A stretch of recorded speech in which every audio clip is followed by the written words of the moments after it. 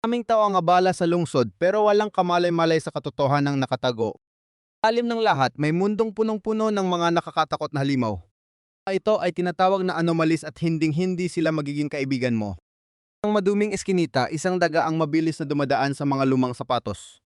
Ang ating bida, isang batang nagsisikap lang mabuhay sa liblib na lugar ito. Ay siyang mag-isa kalsada, hiwalay sa lahat ng tao. Tritong ito ay parang dead end, taguan ng mga taong itinaboy na ng lipunan. Alam ang sikmura niya, paulit-ulit na paalala sa kanyang miserableng kalagayan. Siyang choice kundi maghalukay sa tambak ng basura para may makain. Hindi inaasang swerte, may nahanap siyang selyadong bento box jackpot. Nang pagkakataon matagal na panahon, bakas ang tunay na sasamukha niya. Pagbukas niya, biglang may sumabog na maduming halaman mula sa pagkain. Purong siya sa gulat, ang tanging samba niya, isa palang bitag. Lamang ito ay biglang tumalsik sa langit, bitbit ang tambak na basura. Ito naman ang pagdating ng mga lokal na kontrabida. Ang mababangis na anomalies. Leader nila ay agad siyang kinalaban. Tinawag siyang basura na paka-creative, di ba? Kita na matagal na nilang pinagtitripan ang batang ito. Pakan siya ng bully dahil lang sa pagkain ng basura sa halip ng mga sunang tao.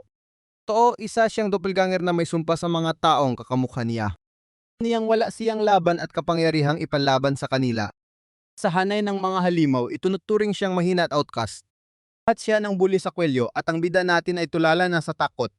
Ang tuwa ang mga lipores, ipinapakita ang kanilang mga pangil habang pinagdatawanan siya. Biglang tumahimik ang lahat nang makaramdam sila ng nakakatakot na presensya sa likod. Dating ang boss ng lugar, isang anomalya na nakasweet na galit sa mga nanghihimasok. Pinasak ng bagong dating ang mga bully gamit ang mga anino tapos na ang palabas nila. Bida natin ay nakaupo lang sa lupa, tulala sa biglaang karahasang nangyari. Sa pagkakataon, mabilis siyang tumakbo para tumakas. Hindi na siya lumingon para magpakilala. Paul siya ng halimaw, habang naalala nating ang sumpa lang ang tanging lakas niya. Pag nakita niya ang orihinal na tao, agad itong mamatay ng walang pasabi. Epic death sentence ito sa kanyang double, gusto man niya o hindi. Tingin niya, walang kwenta ang abilidad niya at ngayon ay ginagamit palaban sa kanya. Itim na enerhiya ng boss ay bumabalot sa kanya at takot na takot ang bata. Alam niya. Nakalos siya mula sa loob, sumisigaw na sana ay tumigil na. Subsob siya sa lupa, hindi na kaya ang sobrang sakit na nararamdaman. Na ng dilim, biglang may isang sinag ng liwanag na pumasok. Pares ng malinis na sapatos ang lumitaw, halatang hindi taga dito. Tingin niya sa itaas, isang babaeng nakauniporme ang tumawag sa pangalang Rudo. Ang kilala siya nito, nagtanong kung siya ba talaga ang Rudo na kilala niya. Nang nakahiga sa lupa, wala siyang kaalam-alam kung sino ang babaeng ito. Nito, ang Rudo na kilala niya ay nalunod na at akalang patay na tinanong kung may amnesia siya. Tungkot ang mukha ng babae nang makitang wala siyang naalala sa mga tanong nito. Alam ko, hindi lang ito simpleng amnesia. Totoo, wala talaga akong matandaan tungkol sa kanya. Tahimik lang ako, iniabot pa rin niya ang kamay niya para tulungan akong tumayo. Hindi ko mahawakan ng kamay niya, parang basura lang ako sa paningin ko. Tapos biglang tumunog ang alarm clock sa 7:40 at nagising ako. Batang kamukha ko ang bumangon sa malinis na higaan, gulat sa masamang panaginip.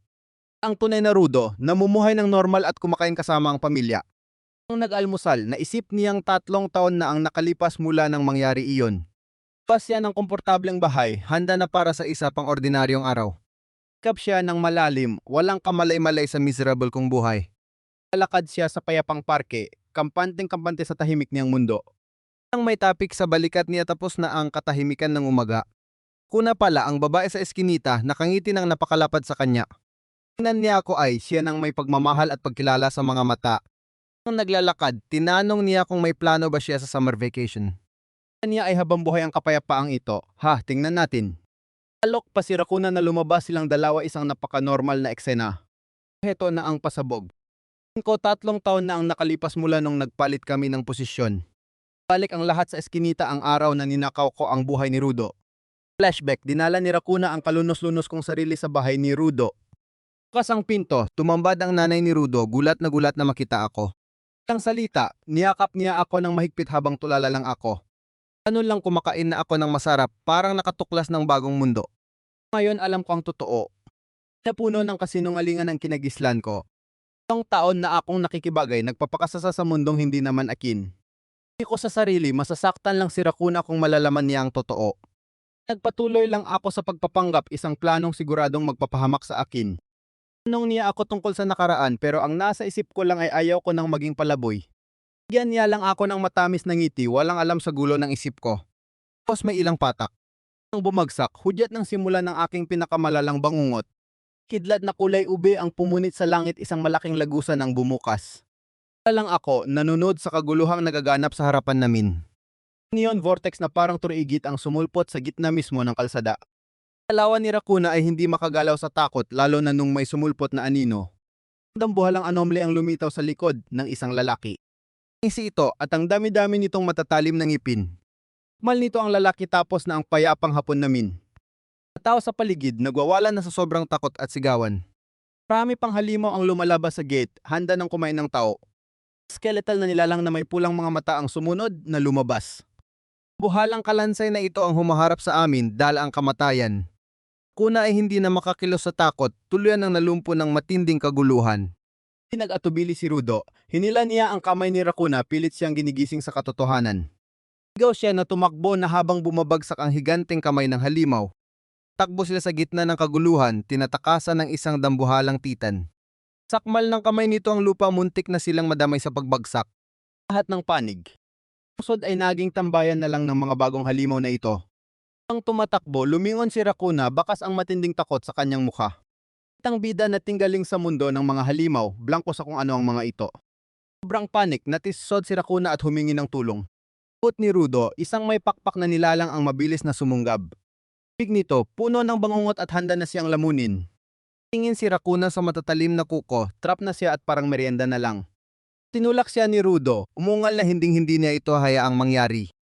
Kaso ni Rudo tumama ang kagat, sinakripisyo niya ang sarili para sa kaligtasan niya.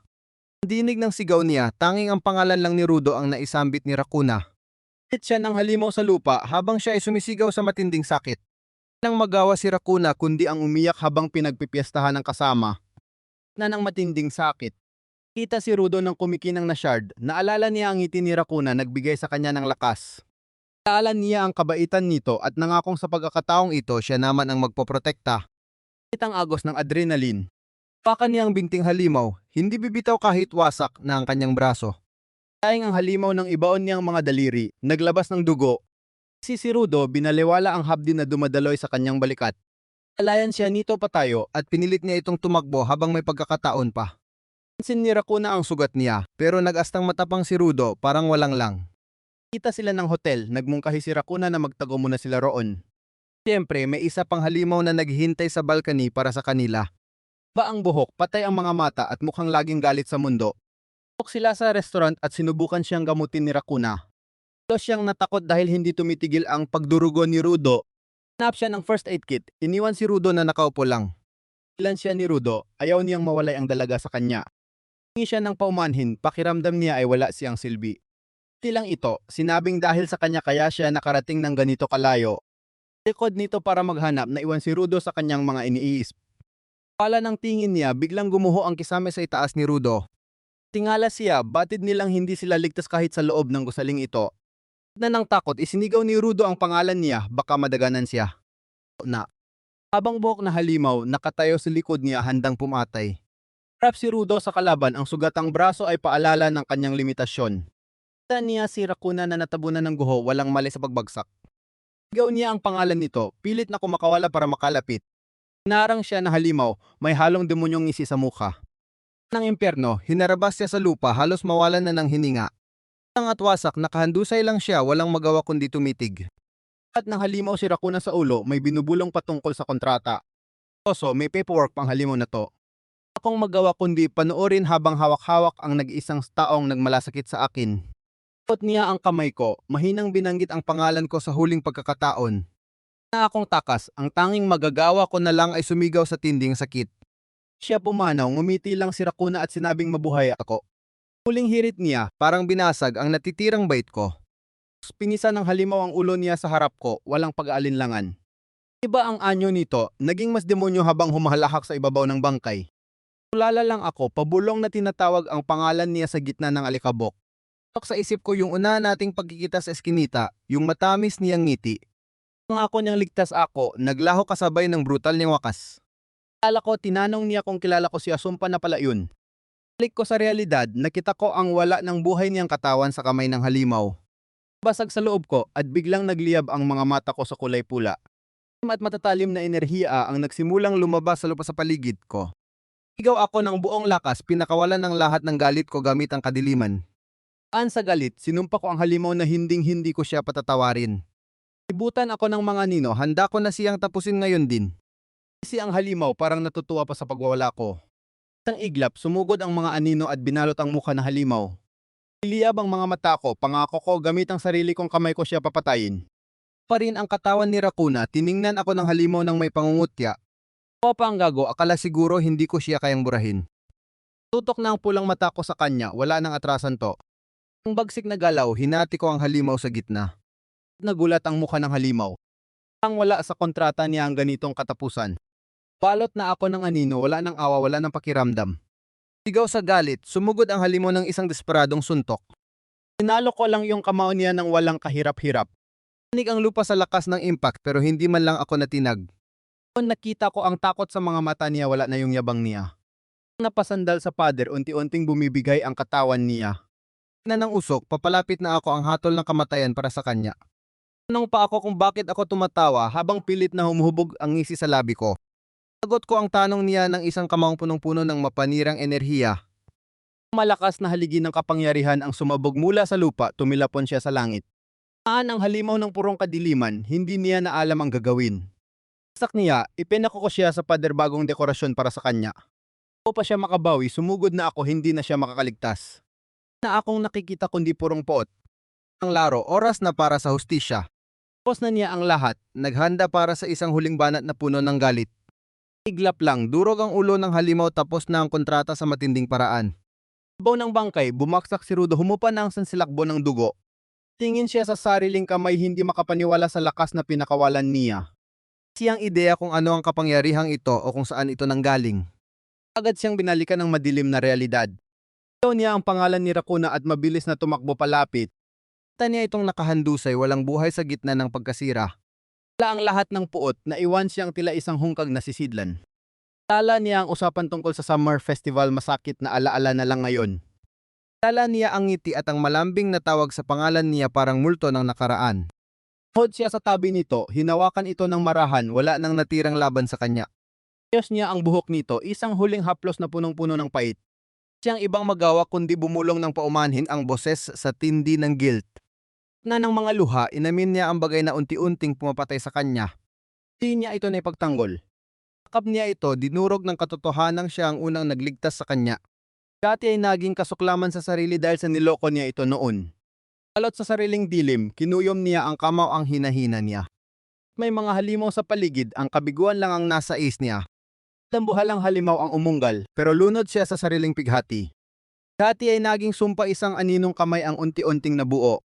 Hindi niya ito mapapatawad. Hindi ang mga halimaw at higit sa lahat hindi ang sarili niya. Liyab sa bagong kapangyarihan, bumulong siya kay Raccoon na maghintay lang. Nang poot ang mga mata, sumumpa siyang ubusin ng bawat isa sa kanila. Kailangan muna niyang kontrolin ang kaguluhang nangyayari sa bayan. Isang biglang tili ang bumasag sa kanyang madilim na plano. Babaeng puti ang buhok ang kinorner ng mga halimaw na nakasuwit na kakakilabot na eksena. Laki ang mga mata niya, hindi sigurado kung sa gulat o sa ibang bagay. Pang babae, nakagapos sa mga ninong pilit siyang kinukulong. Pag-alinlangan, mabilis na kumilos ang kamay ni Rudo. Pakan niya ng mahigpit ang aninong nakakapit sa babae. Prog niya ito gamit ang sariling lakas na gulat ang mga halimaw sa suit. Pala ng gapos, napadaing ang babae habang dahan-dahang bumabagsak. Alos siya ni Rudo isang klasikong pagliligtas, yakap ng mahigpit. Ang babae sa nagligtas sa kanya, litong-lito sa nangyari. Tanong lang siya ni Rudo kung okay lang siya at napatango na lang ang babae. Salamat ang babae habang napapalibutan sila ng madugong tanawin. Tigan siya nito ng malapitan, tila may nakilala punong-puno ng pagkamangha ang boses. Silang nakatayo sa kalsada habang ang mga halimaw ay tila basura sa background. Laki ang mata ni Rudo, naguguluhan sa pinapahiwatig ng babae. Sing siya sa realidad, hinawakan ang kamay nito at pinilit na tumakas. Habang hinihila niya ito, bigla siyang pinigilan ng isang diretsong tanong. Tanong siya nito kung isa ba siyang doppelganger. Ang saya niya sa gitna ng apocalypse, nakaka-weird. Bigyan lang siya ni Rudo ng blankong tingin, hindi handa sa tanong niya. Nung tumatakbo, confident niyang sinabi na alam niyang totoo. Ganger din pala siya, ang lupit na icebreaker, di ba?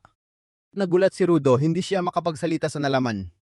Kilala siyang Hakuha habang tumatakas tayo sa nagbabagang siyudad. Kapaniwala si Rudo na may katulad niya palang doppelganger. Ni Hakuha, malapit na ang team niya mga eksperto sa pagkill ng anomalies. Kaya niya si Rudo at dahil wala namang ibang choice sumama na siya. Nahan may is-expert na ang astig ng porma sa rooftop.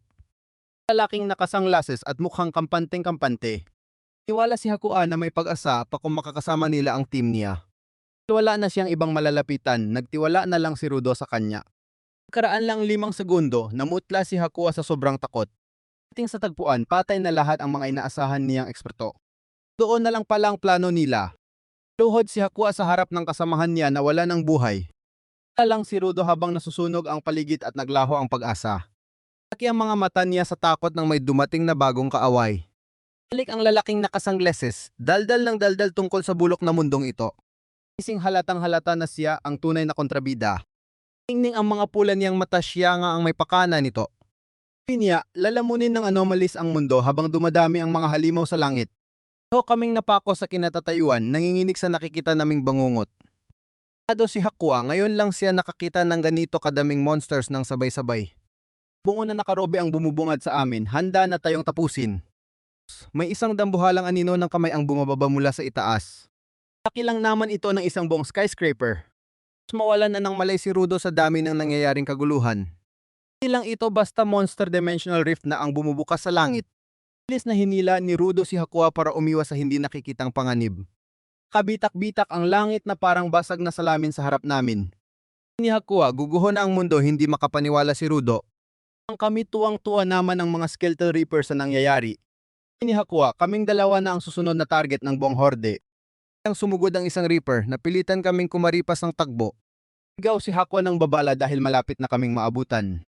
Sigaw rin si Rudo, ramdam na namin ang matinding panganib. Skeletal Reaper ang sumugod kay Hakuha, handa na siyang hiwain. Siway nito ang dambuhalang energy site para tapusin na siya. Tinulak ni Rudo si Hakuha at siya ang tumanggap ng buong impact. Ngit ang kanyang mga ngipin at inilabas ang sarili niyang kapangyarihan. Hindi siya mamamatay sa isang lugar na gaya nito. Kawala siya ng malakas na shadow magic diretso sa mukha ng monster. Paiwas lang ang Reaper ng parang wala lang, hindi makapaniwala si Rudo. Tayo ang halimaw sa harap niya, handang sumugod sa isang nakamamatay na anggulo. Alot ng malalaking kamay ng kalansay ang ulo niya, wala na siyang kawala. At ng pressure, napaluhod siya sa lupang waring guguho na sa bigat. Charge ang nilalang ng energy blast, sa mukha niya isang malupit na katapusan.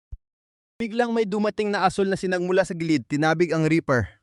Tingin siya, laking gulat niya sa biglaang tulong na hindi inaasahan. Kuha pa lang may hawak ng lakas na yan at hindi siya nagbibiro. Ang kanilang team up, tol agad dahil sa pagdagsa ng mas marami pang kaaway. Atan at kulang sa bilang, ramdam na niya na malapit na silang matalo. Sabay na nagpakawala ng sunod-sunod na energy blasts ang buong squad. Akalansay na to, parang tuwang-tuwa pa sa kaguluhang ginagawa nila. Nila tapos na sila pero biglang may lumitaw na higanting anino para protektahan sila. Ng dome ang mga anino sa paligid ni Rudo, hinarang ang matinding pag-atake. Think na ang kumilos para sa kapangyarihan niya, isang depensang perpekto.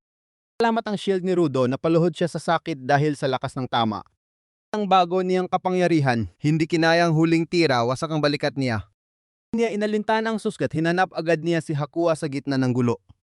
Kalibutan ng mga Reaper, isinigaw niya ang pangalan nito habang pumupumiglas. Nahagip ang paning niya sa itaas. Tingin siya sa itaas, nagulat sa ingay na narinig.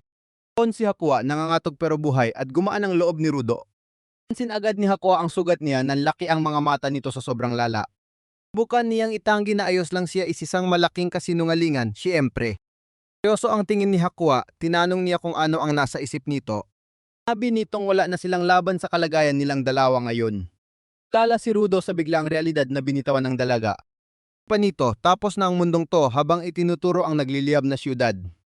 Pila nito, nagdesisyon si Hakuha na gawin ang huling sugal.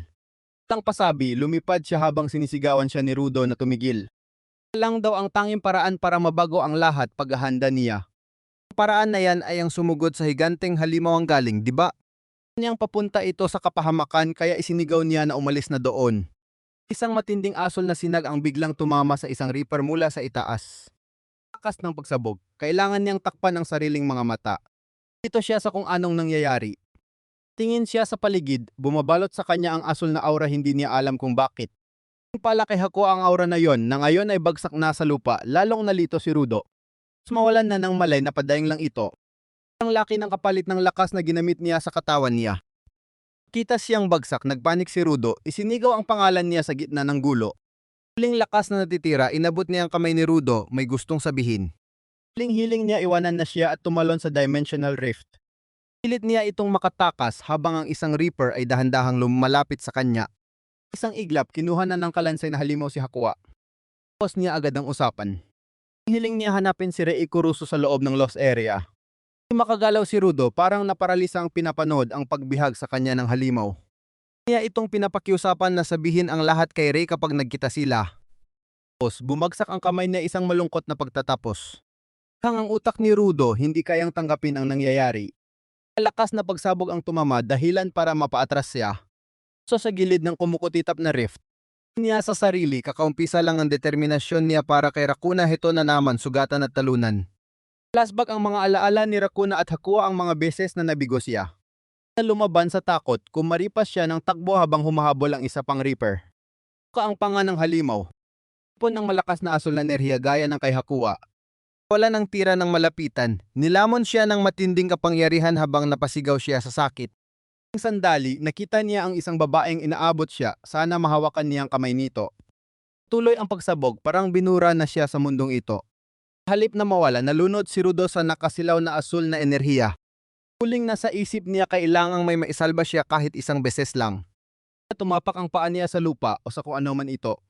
Sigaw siya habang siyang hinila palabas ng nabibitak na portal. Ka-overwhelm ang buong pangyayari, naiwan siyang tulala sa gulat. Ng kawalan, nahulog siya ng patiwarik sa isang kristal na harang.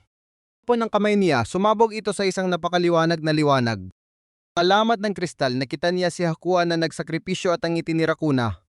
Tumigil ang gulo, iniwan siyang nakatayo at lito. Hindi na ito ang guhong siyudad. Loob siya ng isang classroom ng high school. Pal na mga estudyante ang nasa paligid, chill lang na parang walang nangyari. Pas ng bintana, normal na si siyudad, wala na ang mga dambuhalang kamay sa langit. Gan ni Rudo ang sariling mga kamay, sinusubukang intindihin ang imposibleng realidad. Overdrive ang utak niya, ibang mundo na ba ito? Pamilyar na boses ang bumasag sa lito niya, tinatanong kung okay lang ba siya. Ako na iyon, buhay at walang galos. Siya sa upuan, hindi makapaniwalang nakikita niya si Rakuna sa harap niya. Siyang tumayo, ikinagulat ng lahat sa classroom. Sobrang relief, niyakap niya ito ng mahigpit, akala niya ay nawala na siya ng tuluyan. Napatingin ang buong klase, napaka-awkward ng paraan niya para mag-blend in, hindi ba? Ni Rakuna ang nagpabalik sa kanya sa kakaibang realidad na ito.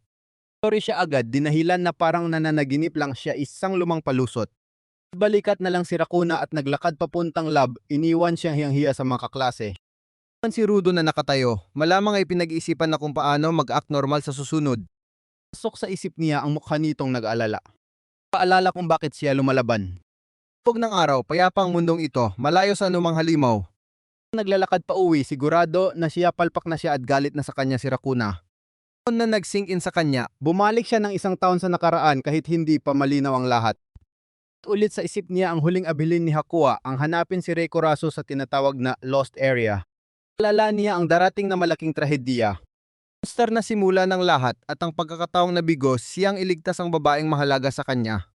Sa pagkakataong ito, isinusumpa niyang ililigtas niya ang mundo at ang mga taong nasa loob nito. Ang loob niya ngayon, gagamitin niya ang dark power na ibinigay sa kanya anuman ang maging kapalit. Misyon niya ay nagdala sa kanya sa isang madilim at maduming eskinita, malayo sa buhay estudyante niya.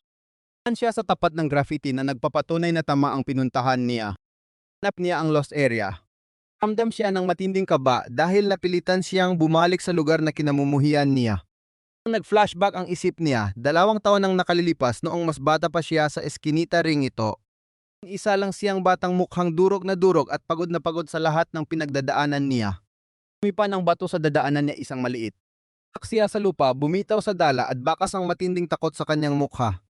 Handusay, mahigpit niyang hawak ang braso habang umiilaw ang mga kakaibang marka. Pahiwatig na napakasakit ng kanyang pinagdaanan. Ang flashback, si Rudo noong bata pa ay nakasubsob sa putik, ikinukuwento ang buhay sa lost area. Kanyang ID card, lumabas ang totoong pangalan na Sordo at ang kanyang kategorya ay doppelganger. Panag niya, Rudo Siyama lang ang alias na ginamit niya para makihalubilo sa normal na mundo. Isa lang siyang palaboy na bata, mugto ang mga mata at pagod na pagod sa lahat. Lugar na ito, area ay parang kulungan para sa mga anomaly, doon ang rasyon at pagtatago sa kanila. Sistemang ginawa para ilayo ang mga may kapangyarihan sa mga normal na tao, isang epektibong quarantine. Sa kasalukuyan, isip ni Rudo na baka may alam ang namamahala sa rasyon tungkol kay Rey Curaçao. Sundan niya ang isang neon sign patungo sa madilim na eskinita, ang kinaroroonan ng distribution point. Ang tao rito, isang silya lang ang nakalagay, hindi man lang mukhang opisina. May narinig siyang boses. Sa likod, isang lalaking puti ang buhok ang nakaupo lang sa balde. Siyang lalaki, mukhang gutom na hayop. Ano raw ang ginagawa ng isang batang tulad ko sa teritoryong ito? Akong humirit na naligaw lang ako isang palusos na sobrang halatang kasinungalingan. Hindi niya ako bibitawan. Usan niya akong ibigay ang gamit ko habang unti-unting umiilaw ang braso niya ng masama. Nang bumalot ang mga benda sa mukha niya habang nagpapalakas, hindi siya ordinaryong holdupper. Laki ang mga mata ko sa gulat, nakaharap pala ako sa isa ring anomaly. Sinong lalaki, isisiko raw sa malas ko ang lahat bago siya nag-transform bilang isang nakakatakot na mami monster. Tingala ako sa dambuhalang nilalang na to at masasabi kong malas na araw talaga to para sa akin. Palang ang halimaw at sumugod ng mabilis. Tingnan mo para hindi ka agad mamatay, ang pang-asar niya, napaka-encouraging, di ba? Malakas na pagsabog ng enerhiya ang tumama sa akin, dapat ay tapos na ang lahat doon. Nanlaki ang mga mata ng mami monster sa gulat dahil hinarangan ko ang atake gamit ang sarili kong anino. Mami monster na to, wala siya, hindi makapaniwala na kaya kong salagin ang atake niya gamit ang kapangyarihan ng dilim. Rin gulat na gulat, ngayon ko lang nalaman na kaya ko palang gamitin ang madilim na enerhiyang ito mula sa hinaharap. Nagalit na sumisigaw ang monster kasi kabilang daw ako sa kanila, sabay sugat at utos na mamatay na ako. Huli na siya dahil nasa arena ako. Agad parang bida sa anime, handa na para sa isang counter-attack. Sa itaas, tanaw ko ang target ko, isang maaksyong welcome back, hindi ba? Pababa, hawak ang talim, ibinuhos ko ang lahat ng bagong lakas ko sa isang saksak. Isang monster na ito, nakaiwas siya kaya sa lupa ako tumama. Tingon siya sa akin, may tingin na parang nagsasabi, desisyon ng pagpunta mo rito. Naman, nagipon ako ng swirling ball ng purple chaos sa aking palad. Naksak ko ito mismo sa mukha niya, huwag kang mayabang. Kalakas ng pagsabog, tumalsik ang mami na yan hanggang sa dulo ng eskinita. Basahan na tumama sa pader, walang laban sa tinding aking kapangyarihan. Ang laban, bumalik siya sa pagiging tao, bagsak at duguan. Tuntong hininga na lang ako, ang gulo pa rin sa lost area gaya ng dati. May naalala ako, teka, bakit nga ba ako narito sa basurang lugar na to? Pit ako sa bagong kaibigan ko at tinanong kung kilala niya si Rey Curaçao. Laki ang mga mata niya sa takot. Tanong pa niya kung ang leader ba ng grupong Yatagarasu ang tinutukoy ko. Kita ang panginginig niya sa pangalang yun. Sapat na kumpirmasyon para sa akin. Pilit lang gamit ang anino kong kutsilyo sa leeg niya, mabilis siyang nagkwento. Yatagarasu pala ay isang organisasyon na nagukulong o pumupuksa sa mga anomaly. Min ng mamigay na si Rey Curaçao ang mismong big boss na nagpapatakbo ng lahat. At ang impormasyong nakuha, tinahako ang isang madilim at maduming hallway. Ito ako sa harap ng higanteng bakal na pinto. Ito na kaya yun? Bilang banda, naghihintay na ang lalaking pakay ko sa dilim. Ang ako ng mahinahon. Tanong kung may tao ba yan ang tinatawag nating pro-infiltration tactics. Pagulat, hindi man lang nakakandado ang pinto ng isang sikretong organisasyon. Ako ay tagong hideout pero mansion pala ang bumungad sa akin. Ang kisap mata, nasa likuran ko na si Rey Curaçao. Gusto ang personal space dito, ano? Silyo agad sa leg ko, napaka-warm welcome. Mula ang mga mata niya habang tinawag akong doppelganger brat. Ano raw ang sadya ko? Niya ako ng mahigpit, malinaw kung sino ang boss sa kwartong ito. Niya ang tanong ng may masamang tingin, halatang ayaw niya ng bisita. Ako makagalaw. Bukan kong makipag-usap para hindi mabutas ang leg ko. Sagot niya ako ng isang malakas na sipa. Ayaw niya ng maayos na usapan, ha? Tak ako sa checkered floor, wala talaga akong laban sa host ko. Pakan niya ang ulo ko, ipinamukha niya sa akin kung sino ang nakatapak sa lupa. Tanong niya kung gusto ko bang mamatay. Magandang tanong actually. Nang nakadapa, nilabas ko ang huling alas ko. Pinadala ako ni Hakua. Bago ang ekspresyon niya, mukhang nakuha ko ang atensyon niya sa pangalang yun. Panag ko nang mabilis ang paparating na sakuna sa loob ng isang taon. Kabala siya na ang hinaharap ay isang bangungot na puno ng mga halimaw at sigaw. Sinipa lang siya ulit ni Rey, halatang wala siyang gana makinig sa daldal. Talsik ang ating bida sa makintab na sahig na parang isang hockey puck. Nakalugmok, nagmamakaawa si Rudo na pakinggan siya kahit saglit lang. Patos ni Ray ay nasa mukha na niya, kitang-kita kung sino ang mas malakas. Alok ang lalaking ito ng kasunduan kung gusto talaga ni Rudo ng atensyon. Simple lang ang test, kailangan lang niyang mahawakan ang hikaw ni Ray. Kaya mapili kung paano ito gagawin na nakakapangilabot isipin. Ito lang niya ay makita ang ipinagmamalaking kapangyarihan ni Rudo. Tanto ni Rudo na hindi ito usapan, isa itong madugong job interview. Siyang choice, tumayo siya at tinanggap ang hamon ng lalaking ito. God siya nang sumisigaw para sa hikaw habang si Ray ay bored na nakatingin. Tignan niyang mahawakan, ilang pulgada na lang ang layo ng target. Umiwas lang si Ray nang walang kahirap-hirap, parang naglalaro lang siya. Tapos mapaglaruan, hingal na si Rudo habang si Ray ay hindi man lang pinagpawisan. Sar si Ray kung ito na ba ang pinakamagaling na kaya ng isang mahina. Nagsimula siyang magsalita tungkol sa isang karanasan ni Rudo. Banggit sa impyernong lugar na puno ng galit at lungkot ang tumama kay Rudo. Sumabog si Rudo sa isang agos na hindi mapigilang dark energy. Sar siya ni Ray tungkol sa galit na iyon, kung ano raw ba ang naidulot nito. Tinitigan ni Rudo ang kanyang mga kamay, naramdaman ang kapangyarihang ito. Ang isang kalaban, kinumpirmang ito ang gusto makita ng lalaking ito. Sing ang natutulog na lakas sa loob ni Rudo umaapaw nang wala sa kontrol.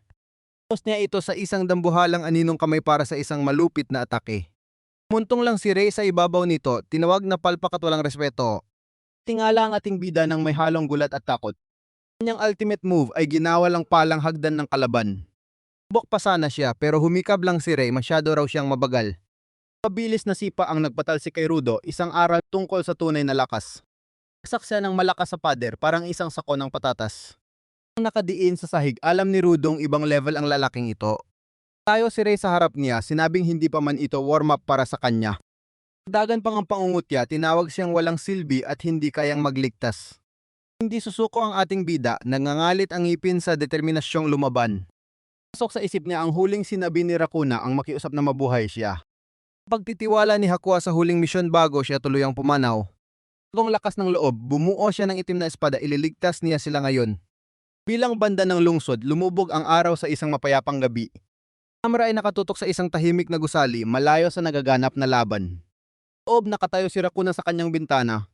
Ang kamalay-malay sa digmaang nagaganap para sa kanyang kinabukasan. Igan ni Rakuna ang isang itim na uniforme, kabaliktaran ng suot niyang puti. Pakan niya ang riles, ang bawat galaw niya ay puno ng determinasyon. Matapang na tingin, nangako siya siyang gagawin ang lahat para sa nagligtas sa kanya. Kanyang mga mata ay sumasalamin sa siyudad, isang mundong sisikapin niyang protektahan. Rudo hayon, humampas ng malakas sa pinto, wala na talagang usap-usap. Siya sa eskinita, ramdam niya ang sakit na siya mismo ang nagdulot sa iba dati. Isak niya, parang basahan na lang siyang nakahandusay sa semento. Pupot ang sapatos ni Ray, sabi niya nakakaawa raw ang pinapakita ni Rudo. Tunay na kontrabida talaga ang dating niya. Tayo sa harap ni Rudo, sinabi ni Ray na akala niya ay masaya ang laban pero mali siya.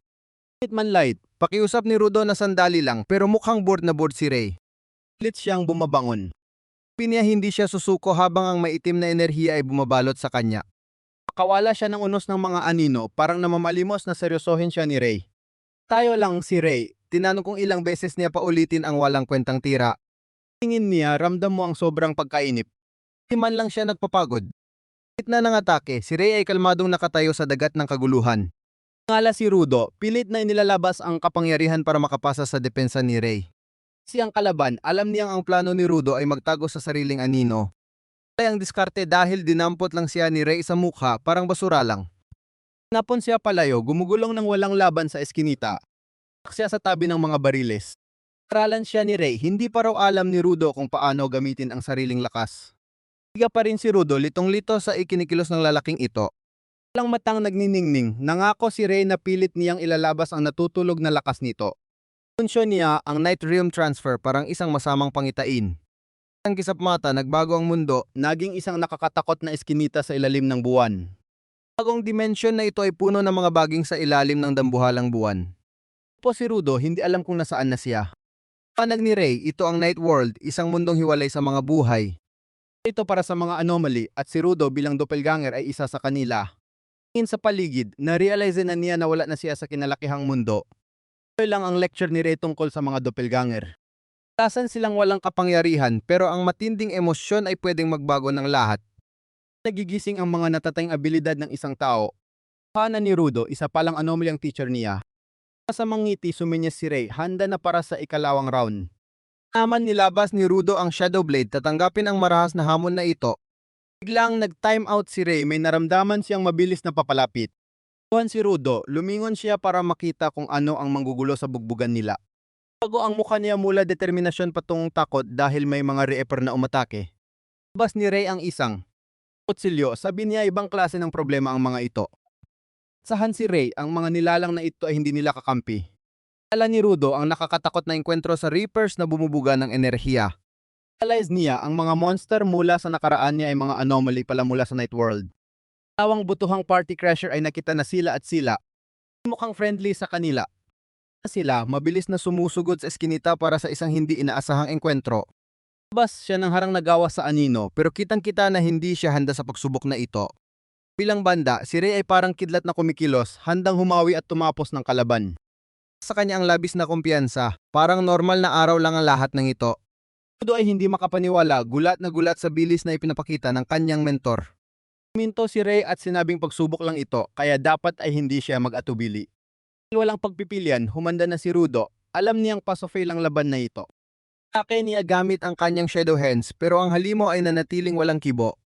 Ang langaw na winasiwas ang kanyang atake, naiwan siyang gulat at walang laban. Atras ang bata, hindi man lang makalapit sa nakakatakot na kalansay na halimaw. Sa gilid, tanong siya ni Ray kung bakit siya natatakot. Grabe, napaka-motivational naman niya. Bigyan diin ng guro na kung totoong laban ito, malamang ay patay na siya sa isang iglap. Nagbigay siya ng clue, pinaalala kay Rudo na isa siyang shadow user, hindi brawler. Tuloy ang aralin, huwag lang basta makipaglaban kay Asteris gamit ang anino kahit ano pa ibig sabihin nun. Nung naglalabas ng enerhiya ang halimaw, may biglang naglik sa isip ni Rudo. Tugod siya ng diretso, handang isabuhay ang cryptic na payo ng kanyang guro. Kawala ang Reaper ng malakas na beam ng enerhiya, hindi man lang nagpigil. Tik na siyang tamaan, ang sabog ay sunog na sunog ang lupa sa likuran niya. Agat labi siya, alam niyang isang mali lang ay katapusan na niya sa harap ng halimaw. May nitong kalansay. Ng talimatak mga hampas, sapat ang lakas para hatiin siya sa dalawa. Andam niya ang bagsik ng halimaw, malinaw na talo siya kung lakas lang ang pag-uusapan. Nakapuslit siya sa depensa nito, hinawakan ang braso nito ng buong lakas. Isip niyang kung mananatili siyang malapit, baka may tsansa siyang manalo. Bang siya at naghanap ng balanse, handang gamitin ang misteryosong payo. Doon niya napansin ang anino ng halimaw sa lupa ang susi sa kanyang plano. Natakihin ng halimaw, tumapak si Rudo mismo sa anino nito sa semento. Hindi siya ng may katalinuhan, hawak na niya ang halimaw sa kanyang palad. Nang lumabas ang mga kamay mula sa lupa, hinatak ang Reaper pababa.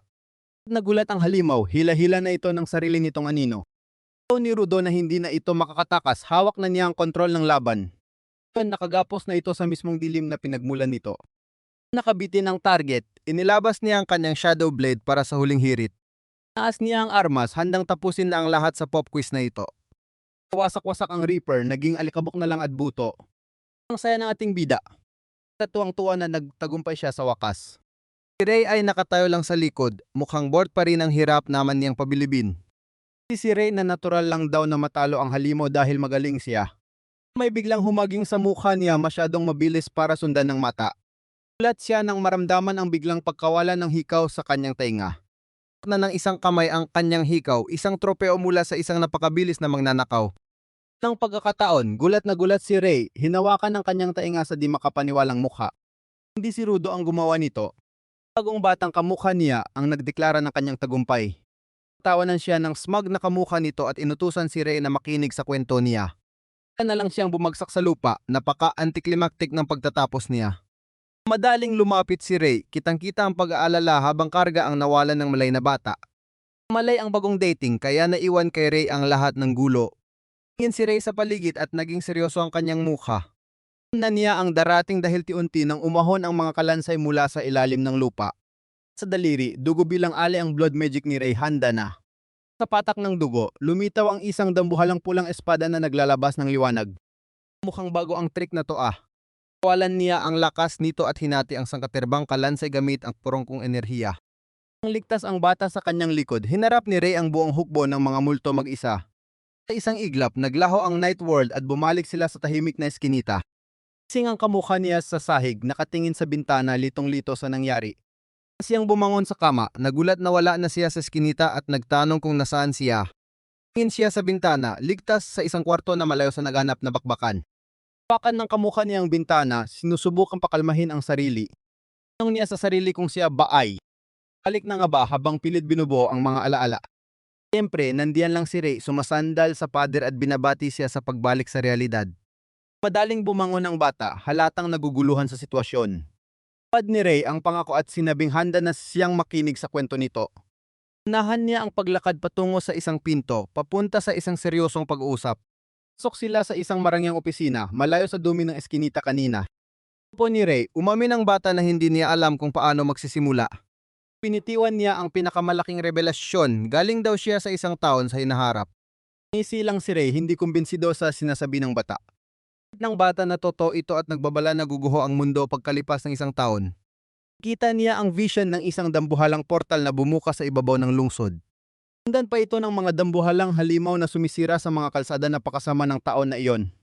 Niyang parang baliwang pakinggan kaya naghanda na siya sa kawalan ng tiwala ni Ray. Huwag lang ito ni Ray na isang masamang biro ang tipikal na reaksyon niya. Nampas ng kamukha niya ang lamesa at nanumpang totoo ang bawat salita niya. Ang sandali mukhang sumuko na siya, akala niya ay nasayang ang pagpunta niya rito. Tol ni Ray ang drama at diretso siyang tinanong kung ano ang plano niya. Sa tanong na iyon natulala ang bata hindi makasagot. Tamar siya habang naghihintay si Ray ng plano na hindi lang puro panik. Malinaw na ang kanyang layunin, nagdeklara ang bata na gusto niyang maging pinakamalakas. Niyang lipulin ang mga anomaliyang sumira sa mundo niya. Ang si Ray mukhang interesado sa pitch tungkol sa pagliligtas ng mundo. Agad niya itong binalikan ng insulto, sinabing mahina pa siya para sa ganyang pangarap. Pero mula sa likod ng kanyang malaking lamesa, alok si Ray ng kaunting pag-asa, sinabing may tsansa pa. Ang bata, desperadong malaman kung ano ang ibig niyang sabihin. Sinimulan ni Ray ang kwento tungkol sa isang maalamat na Shadow Master mula sa kanilang organisasyon. Pala ang mismong founder ng Yatagarasu at ang ultimate master ng mga anino. Ng bata, isa siyang awakened doppelganger na nag-ampon kay Ray bilang vampira. Ulat ang kahawig niya pero si Ray ay nakalimutan ko bang sabihin yung maliit na detalye na yun. Bago ang timpla ng usapan ng sabihin niyang tapos na ang kwentong yun. Flashback, kitang-kita ang batang Ray na nakikipaglaban sa isang nakakatakot na monster bag kasama ang Shadow Master. Labas ng master ang kanyang mga Shadow Reapers na bumagsak sa creature mula sa itaas. Sa kanila ang nagpakawala ng napakalakas na enerhiya na tuluyang tumapo sa monster. Paman, hirap na si Ray, halos hindi na makahabol sa laban. Ang mentor niya ay parang blur ng purple na enerhiya. Walang kahirap-hirap na humahati sa gulo.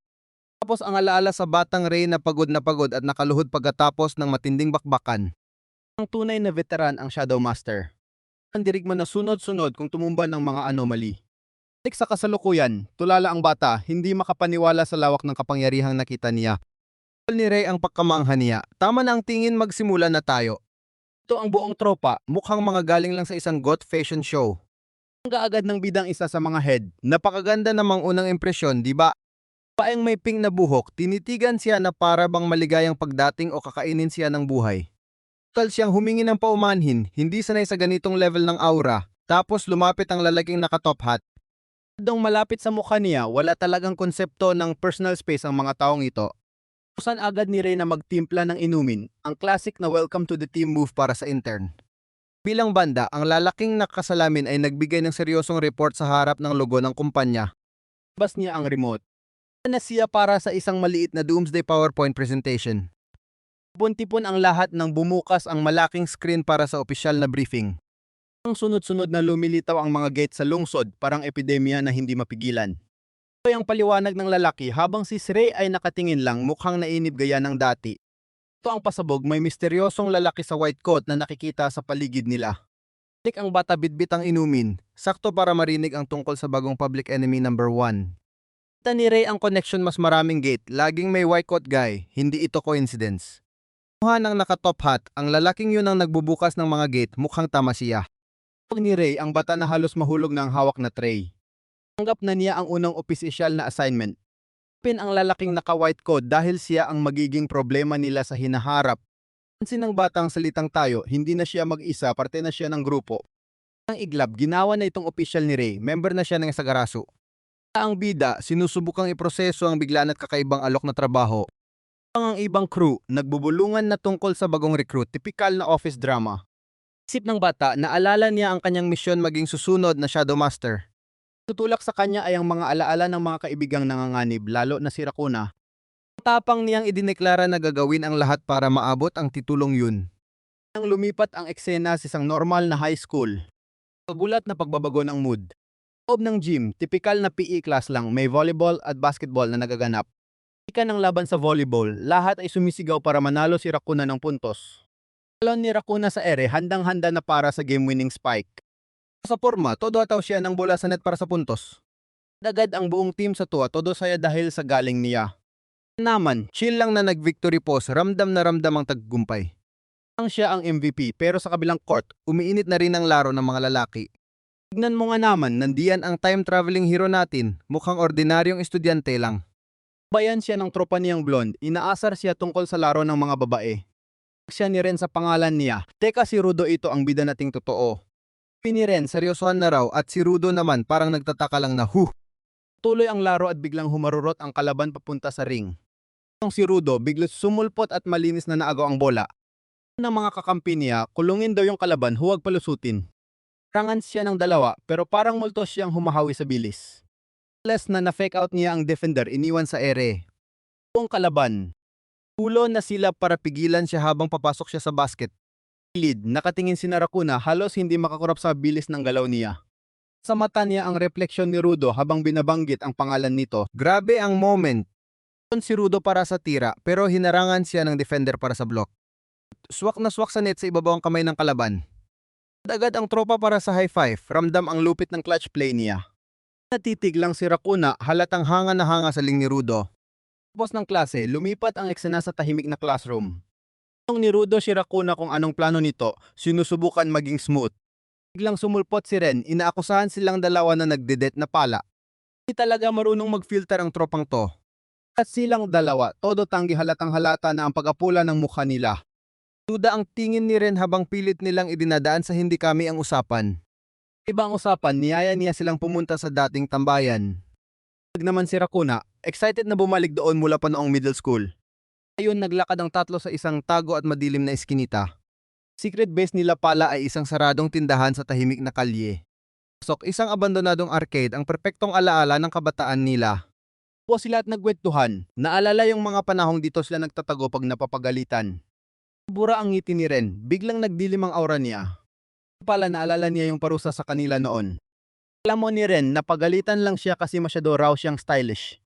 Do naman, reklamo na damay lang siya, hayang hirap talaga kapag kulang tropa. Tapos, tawanan na ulit sila, pinag-uusapan kung gaano kasama ang humorom teacher nila. Kuna masaya lang habang kumakain. Araw hindi na siya magbuhat ulit ng balde sa hallway. Itong si Ren, inasar agad ang pagkain niya, kukuha sa ng kagat. Anggol naman si Rakuna habang si Rudo nakangiti lang habang pinapanood sila. Ito lang sila, simpleng estudyante na nagkakatuwaan sa lumang tambayan. Biglang nagbago ang timpla ni Rudo. Seryoso ang mukha niya, naalala ang bigat ng tungkulin niyang protektahan ng mundo. Sa oras nag-vibrate ang phone ko sa mesa at umilaw ang notification. Ako ito at naging seryoso ang mukha ko habang ang mga kasama ko ay walang kaalam-alam. Screen isang mission alert mula sa Yatagarasu, sugpuin ang anomaly. Sakip pa itong map. Ito basta-bastang monster dahil B-level urgency ang mission na ito. Po na ito ang emergency na babala ni Ray at nangyayari na mismo sa malapit. Pansin na ng mga tropa ko ang katahimikan ko at tinanong kung anong problema. Kung umiti kahit pilit na pilit, sabi ko wala lang to. Ako ng dahilan na may aayusin lang at pinatuloy ko na sila. At Rakuna at Ren, pinipigilan nila ako para maghintay. Wala na ako roon, tumakbo ako sa eskinita para sa una kong official mission. Inis ako sa tiempo, bakit ngayon pa kung kailan kasama ko sila? Nang may narinig akong tili sa eskinita at napahinto ako sa gulat. Ito na ang anomaly. Buo ako nang mabilis sa eskinita, hinahanap kung saan nanggaling ang sisigaw. Preno ako nang makita ang isang katawan na nakahandusay sa malayo. Luhan ko ang babaeng walang malay at agad ko siyang sinubukang tulungan.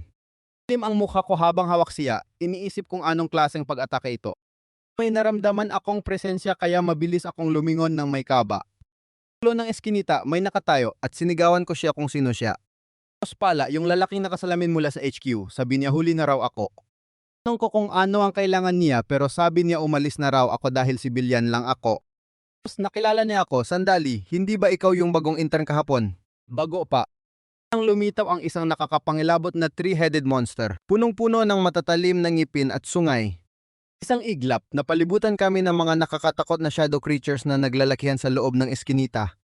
Ako itulala, kalmadong ipinaliwanag ni Ross na ang mga ito ay tinatawag na shadow eaters. Niya, lumalabas sila sa mga gate at kapag kinain ang anino mo tapos ang buhay mo. Samantala sa arcade, naghihintay lang si Naren at Rakuna sa pagbabalik ko. Alala na si Rakuna dahil hindi ako sumasagot sa tawag pero mukhang walang pakialam si Ren.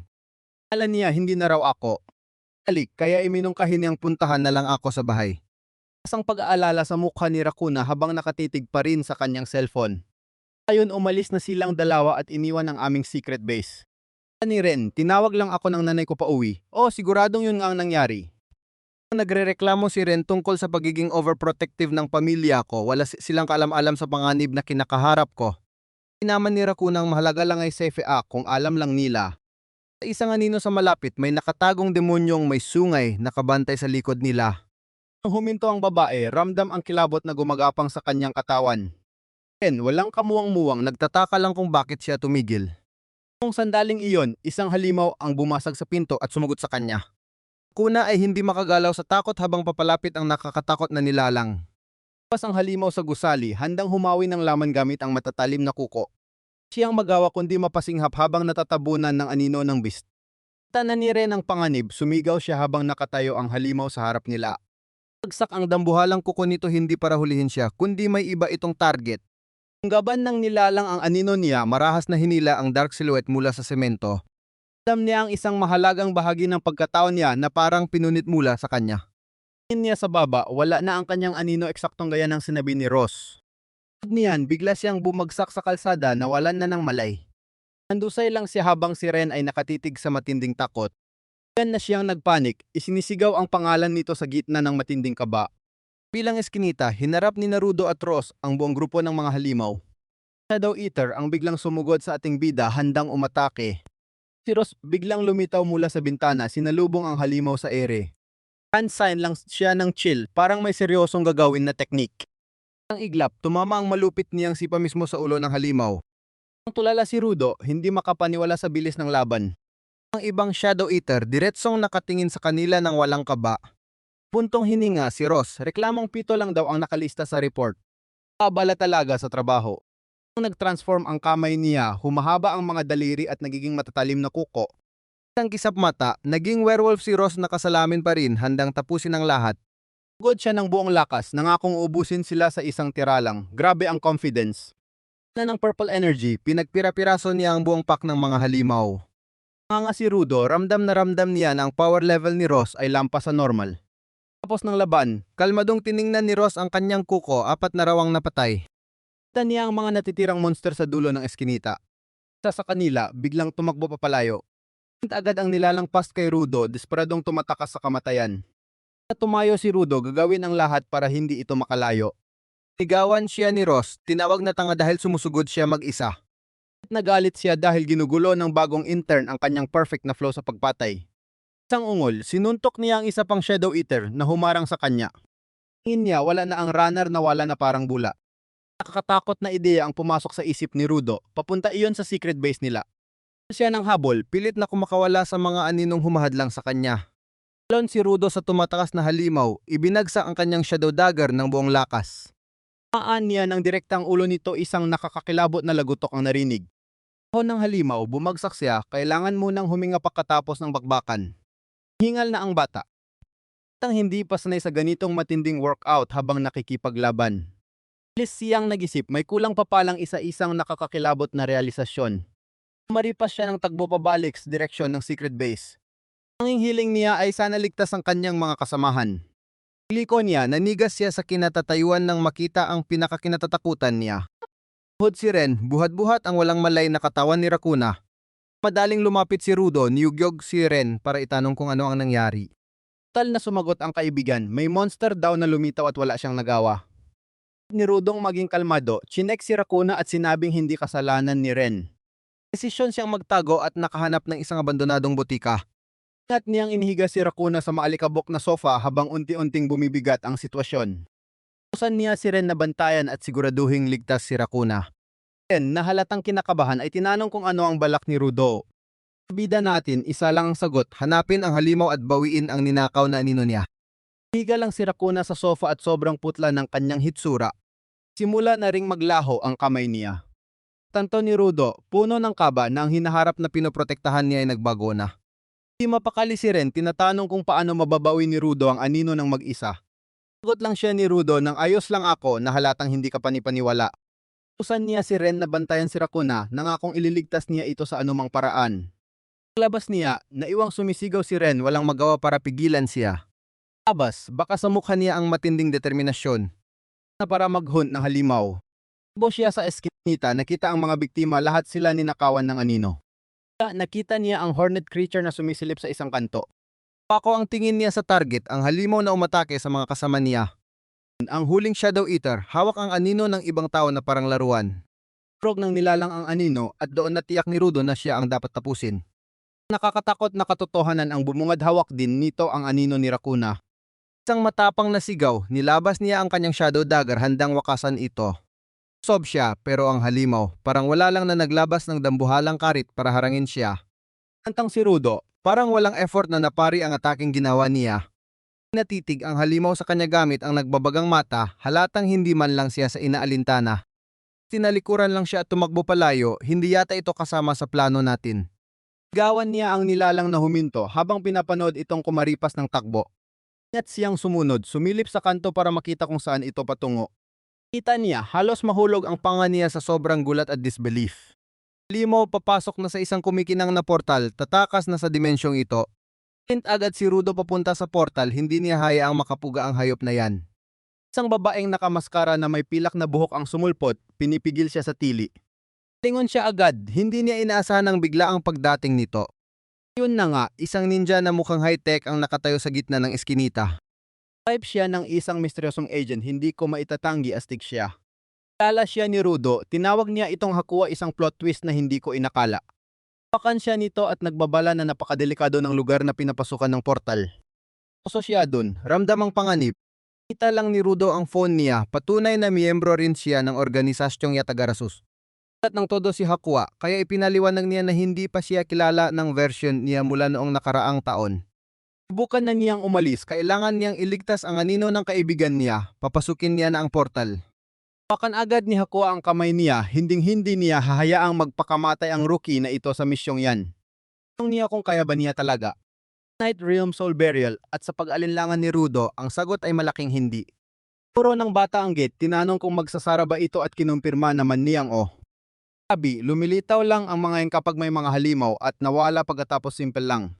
Parang hilaw ko pa para dito kaya inalok niya akong sumama, tamang desisyon lang. Adam ang laking ginhawa ni Rudo habang nautal na nagpapasalamat sa tulong ko. So na kaming dalawa sa loob ng nakakatakot na purple vortex na yan. Pas namin sa kabilang panig. Wasak at kakatakot na bersyon ng lungsod ang bumungad, tuloy ang lakad. Ang Shadow Eater, nawala ko na ang bakas nito, nakainis.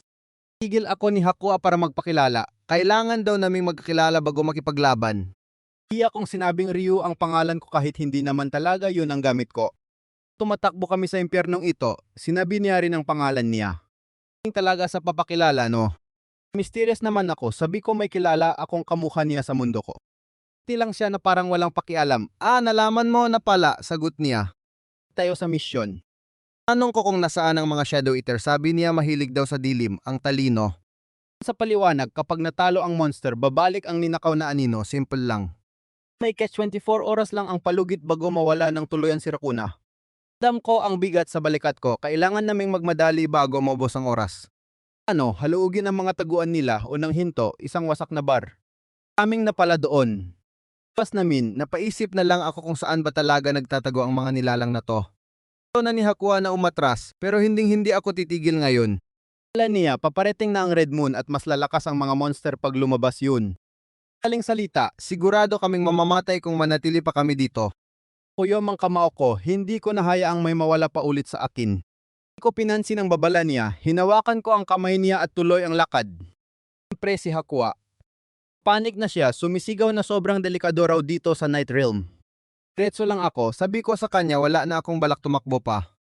Ko siyang tulala sa desisyon ko, ramdam ko ang gulat niya sa determinasyon ko. Maya, napabuntong hininga na lang siya, tinanggap na rin niya ang role bilang chaperone ko. Ako siyang sasamahan ako hanggang huli habang nakatayo kami sa guho ng lungsod. Kaming nasilayan ng mga nakakatakot na anino na nadungaw mula sa pader. Buong grupo ng nilalang ang biglang sumulpot, mukhang nainis sila na may tao sa teritoryo nila. Isa ang sama ng ngiti sa akin, hindi magandang senyales yan. Sa itaas, kitang-kita na naglalakad kami diretso sa bitag ng hindi namin alam. Ramdam ko na sa tamang lugar na kami at sumang-ayon si Hakua na dapat itong siyasatin. Hinto siya sandali, siguro ramdam na niya ang panganib habang matiyaga lang akong naghihintay. Hingi ako ng paumanhin dahil nadamay siya, pero ngumiti lang siya at sinabing gusto niya ito. Kahit na sandaling yun, nang biglang may humaharurot na palaso sa ere. Ito sa puno malapit sa mukha ko, isang agresibong paalala na umalis na kami. Itong alerto kaming dalawa, sigaw ko kung sino man ang nagtira ipakita niya ang sarili. Tagong archer na pamura, nainis dahil palpak ang tira niya. Ang sumulpot ang sangkaterbang goblin mula sa dilim, armado at handang pumatay. Sila ni Hakua bilang mga minot, babala niya kay Rudo, huwag silang malitin dahil matatalino ang mga ito. Close up sa leader nila isang nakatakot na nilalang na may sako sa ulo. Rudo naman parang hindi natitinag sa panganib. Bukan niyang makiusap kung pwede bang magdaan na lang sila ng payapa. Umigaw ang leader na teritoryo nila ito, wala na yatang puwang ang diplomasya. Ito ni Rudo na pare-pareho lang silang mga anomalya rito pero may malinaw na pagkakaiba ang halimaw. Tulad nila ang mga minot ay kumakain ng tao. Rinig halos mawala sa sarili si Rudo sa matinding sindak. Saan ng leader ang kanyang labi, sabi pa niya masarap at nakakaadik daw ang laman ng tao. Tanto na ni Rudo ang katotohanan. Talagang patutunguhan ang usapang ito sa mga halimaw na gutom sa laman. Nung ng isang maliit na nilalang ang boss kung ano ang gagawin sa sariwang karne. Na nagsigawan ng buong grupo tila nagdiriwang para sa kanilang nalapit na katapusan. Ang malaking cleaver, itinaas ito ng leader, desidido na siyang tapusin ang lahat. Nagtalikuran ang ating bida at si Hakua handang makipagbakbakan. Ang mga patalim, sa isang iglap sumabog ang laban sa gitna ng nagbabagang enerhiya at bakal. Pang dumaragsa ang sangkaterbang kalaban, alam nilang kailangan nilang lumusot sa gitna ng panganib. Sa itaas, kitang-kita ang sitwasyon. Kalibutan na sila at may isang archer na nakatutok mula sa as. Si ang maliit na sniper habang hinihila ang busog, target locked. Palaso ang mabilis na dumapo sa likod ni Hakua, isang maruming taktika. Napansin ito ni Rudo, agad siyang naglabas ng higanteng aninong kamay para harangin ang tira. Pira-piraso ang palaso, humingi ng paumanhin si Hakua sa pagkukulang pero dikit na ang mga kalaban. Ang mga halimaw, alam ni Rudo na hindi sila mananalo sa ganitong karamihan. Ni Hakua, ang leader ang targetin nila para magulo ang koordinasyon mga ito. Na nag-atubili pa, sumugod si Rudo sa boss habang si Hakua ang bahala sa depensa. Ang leader para salubungin ang kanyang pagsugod, bit-bit ang napakalaking palakol. Isa lang palang pin, umatras ang halimaw at hinamon silang sumunod halatang bitag. Pas na muntik na siyang. Sa patibong, hinila siya ni Hakua at sumigaw na huminto muna. Tanya ang lupa sa ilalim nila isang marupok na ilusyon na unti-unting nagkakabitak. Na ang lahat, bumigay ang sahig at pareho silang nahulog sa isang malalim na hukay. Ni Rudo na isa itong bitag, late na para sa realization na iyan. Tuloy ang kanyang napaka-dignified na pagbagsak habang todo sigaw sa takot. Taas, tuwang-tuwa ang mga minod dahil naniwala sila sa kanilang linlang. Tuloy lang sa pagkahulog ang dalawa. Diretso sa dilim, isang perfect 10 para sa unplanned free fall. Po sila sa tubig na nagligtas sa kanila mula sa tiyak na kamatayan.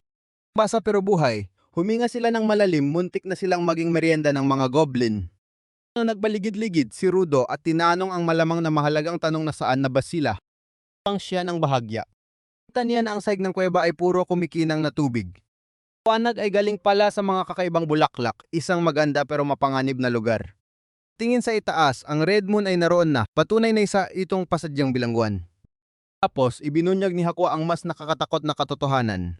Dahil aktibo ang Red Moon, hindi nila magamit ang kanilang kapangyarihan para makatakas sa realm na ito. Tanong siya, ipinaliwanag nito na ang karaniwang daan palabas ay sa pamamagitan ng special technique o gate.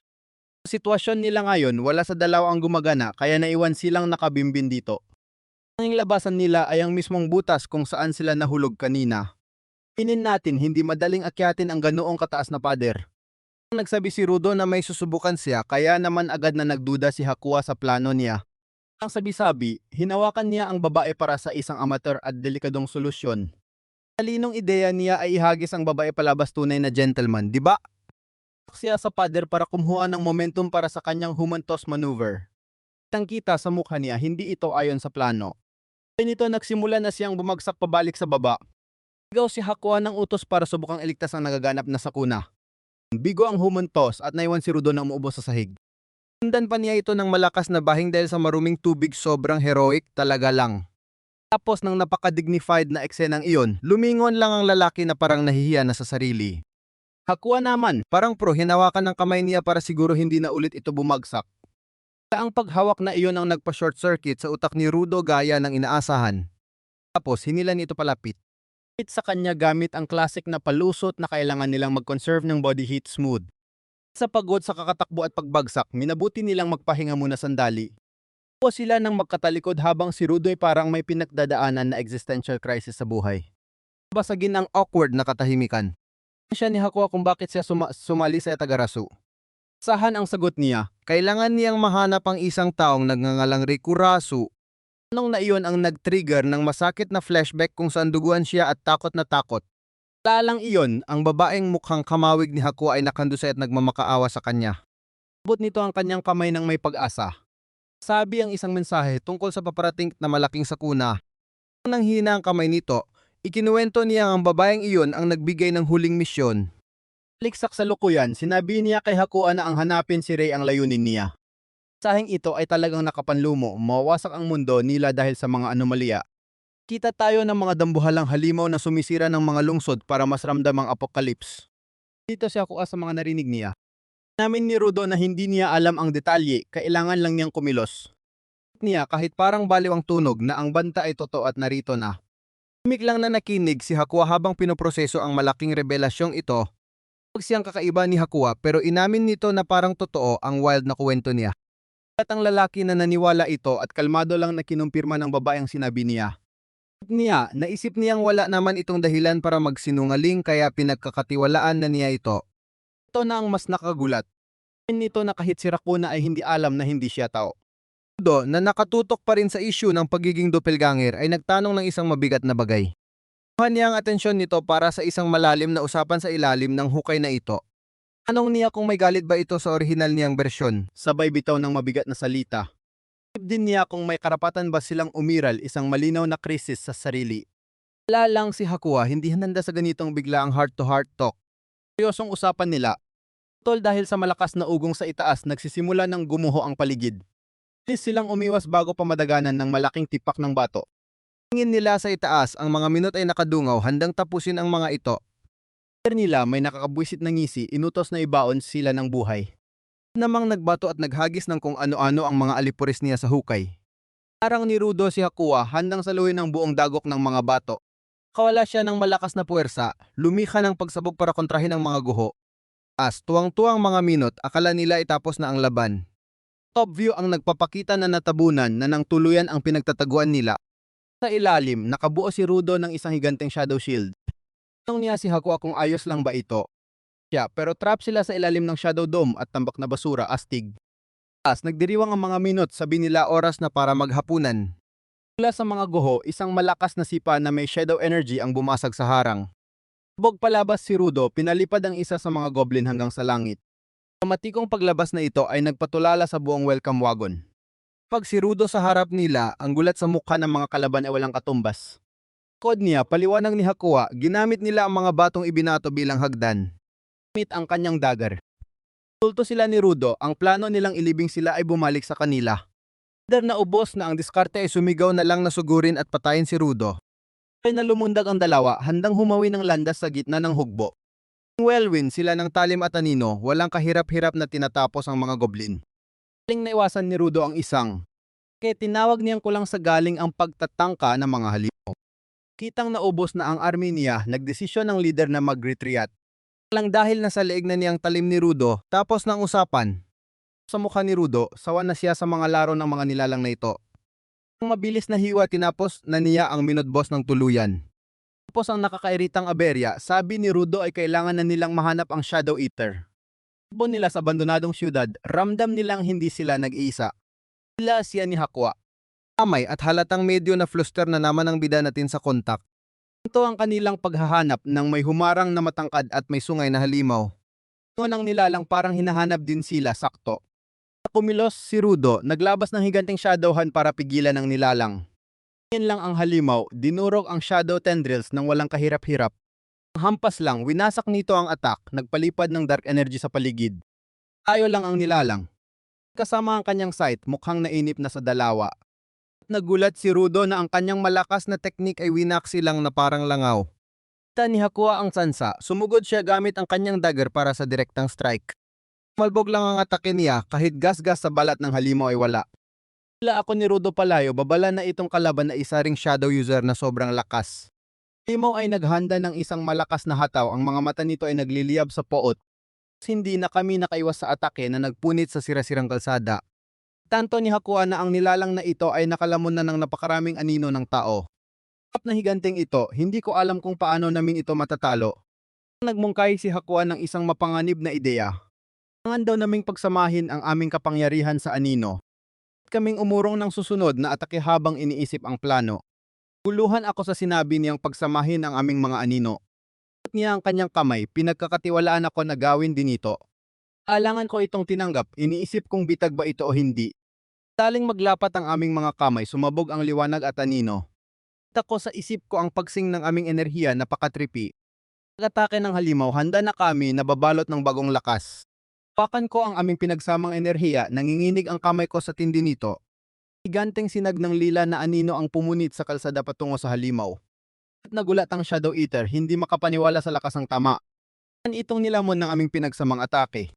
Yun ito ay naglaho sa ilalim ng aming pinagsamang puwersa. Pusin ang laban, tumalon ako gamit ang bagong Shadow Blade, sigaw ko natapos na ito. Pad ako sa ere, tinatarget ang ulo ng halimaw para sa huling dagok. Ang bagong talim ko, hiniwa ang nilalang kasabay ng liwanag at anino. Pag ako na parang isang tunay na. Habang naglalaho ang katawan ng halimaw sa likuran ko. Nga ako sa sarili kong sandata, naramdaman ko na nasa ibang level na kami. Boss si Hakua, tuwang-tuwa dahil nagtagumpay ang baliw naming plano. Sa labi ng halimaw, napakaraming anino ng tao ang nagsimulang lumutang. Panag niya ang mga ninakaw na kaluluwa ay bumabalik na sa kanilang may-ari. Chibi form na naman, naalala kong trap pa rin kami hanggang mawala ang Red Moon. Biglang itinuro ni Hakua ang langit, sabi niya ay tumingin ako sa itaas. Simulang maglaho ang Red Moon, bumabalik ang normal na langit, ang daan pa uwi. Puntong hininga ako sa relief, salamat dahil matatapos na ang bangungot na ito. Na ang banta, nagsimula kaming maglakad sa tahimik na mga kalsada. Isip ko agad si Rakuna, umaasang sana iligtas siya sa buong oras na ito. Salamat ako kay Hakua pero sa bilang niya ay trabaho lang iyon. Siyang huminto sa paglalakad at may sinabing nakakakilabot na pero. Siyempre, hindi naman ganoon kadali ang lahat. Ado siya na pakiramdam niya ay ako ang nagprotekta sa kanya na agad ko namang itinanggi. Sabi ko sa kanya kung wala siya hinding-hindi namin matatalo ang halimaw na iyon. Iti si Hakua ng pilyo, iminungkahi na ituring na lang itong shared victory. Diplomatikong paraan para matapos ang argumentong iyon. Na ang lahat, sabi niya ay magre-report na siya at alis na. Bago pa siya makalakad, pinigilan ko siya, may gusto pa akong itanong. Hindi ako mang tanungin, binalikan ko ang mabigat na tanong ko noong nasa hukay pa kami. Ang nagulat siya na hanggang ngayon ay iniisip ko pa rin iyon. Tanaw sa tanong niya kung may poot ba ito sa kanyang pinagmulan. Tandan niya ito ng tanong kung karapat-dapat bang mabuhay ang mga katulad nilang doppelganger. Balik sa kasalukuyan, inaalala niya ang tanong, nag-isip kung paano ito sasagutin. Dilim ng kanyang naging tugon. Sabi niya, ang pagsumpa sa pinagmulan ay hindi matatakas ang tadhana ng isang doppelganger. Panag niya, kapag nasaktan mo na ang pinagmulan mo, wala nang balikan iyon. Kung dala mo ang bigat ng pagkasasala, pagsisisi ang tanging paraan. Nilito kong bida, tinanong lang kung paano niya gagawin ang bagay na iyon. Bigay siya ng malabong sagot na ang landas na iyon ay dapat daw niyang tahakin mag-isa. Ang bata na pagtatanto na kailangan na niyang humanap ng sariling direksyon. Alok siya ng tulong, nahanda siyang makinig kung sobrang bigat na ng lahat. Di inaasahang kabaitang ito, ramdam ko ang gulat niya parang napatigil ang mundo ko. Isang huling kaway, tumalikod siya at naglakad palayo, iniwan akong nag-isip. Kaya ako pabalik, taos pusong nagpasalamat sa lahat ng tulong niya. Akong tuliro.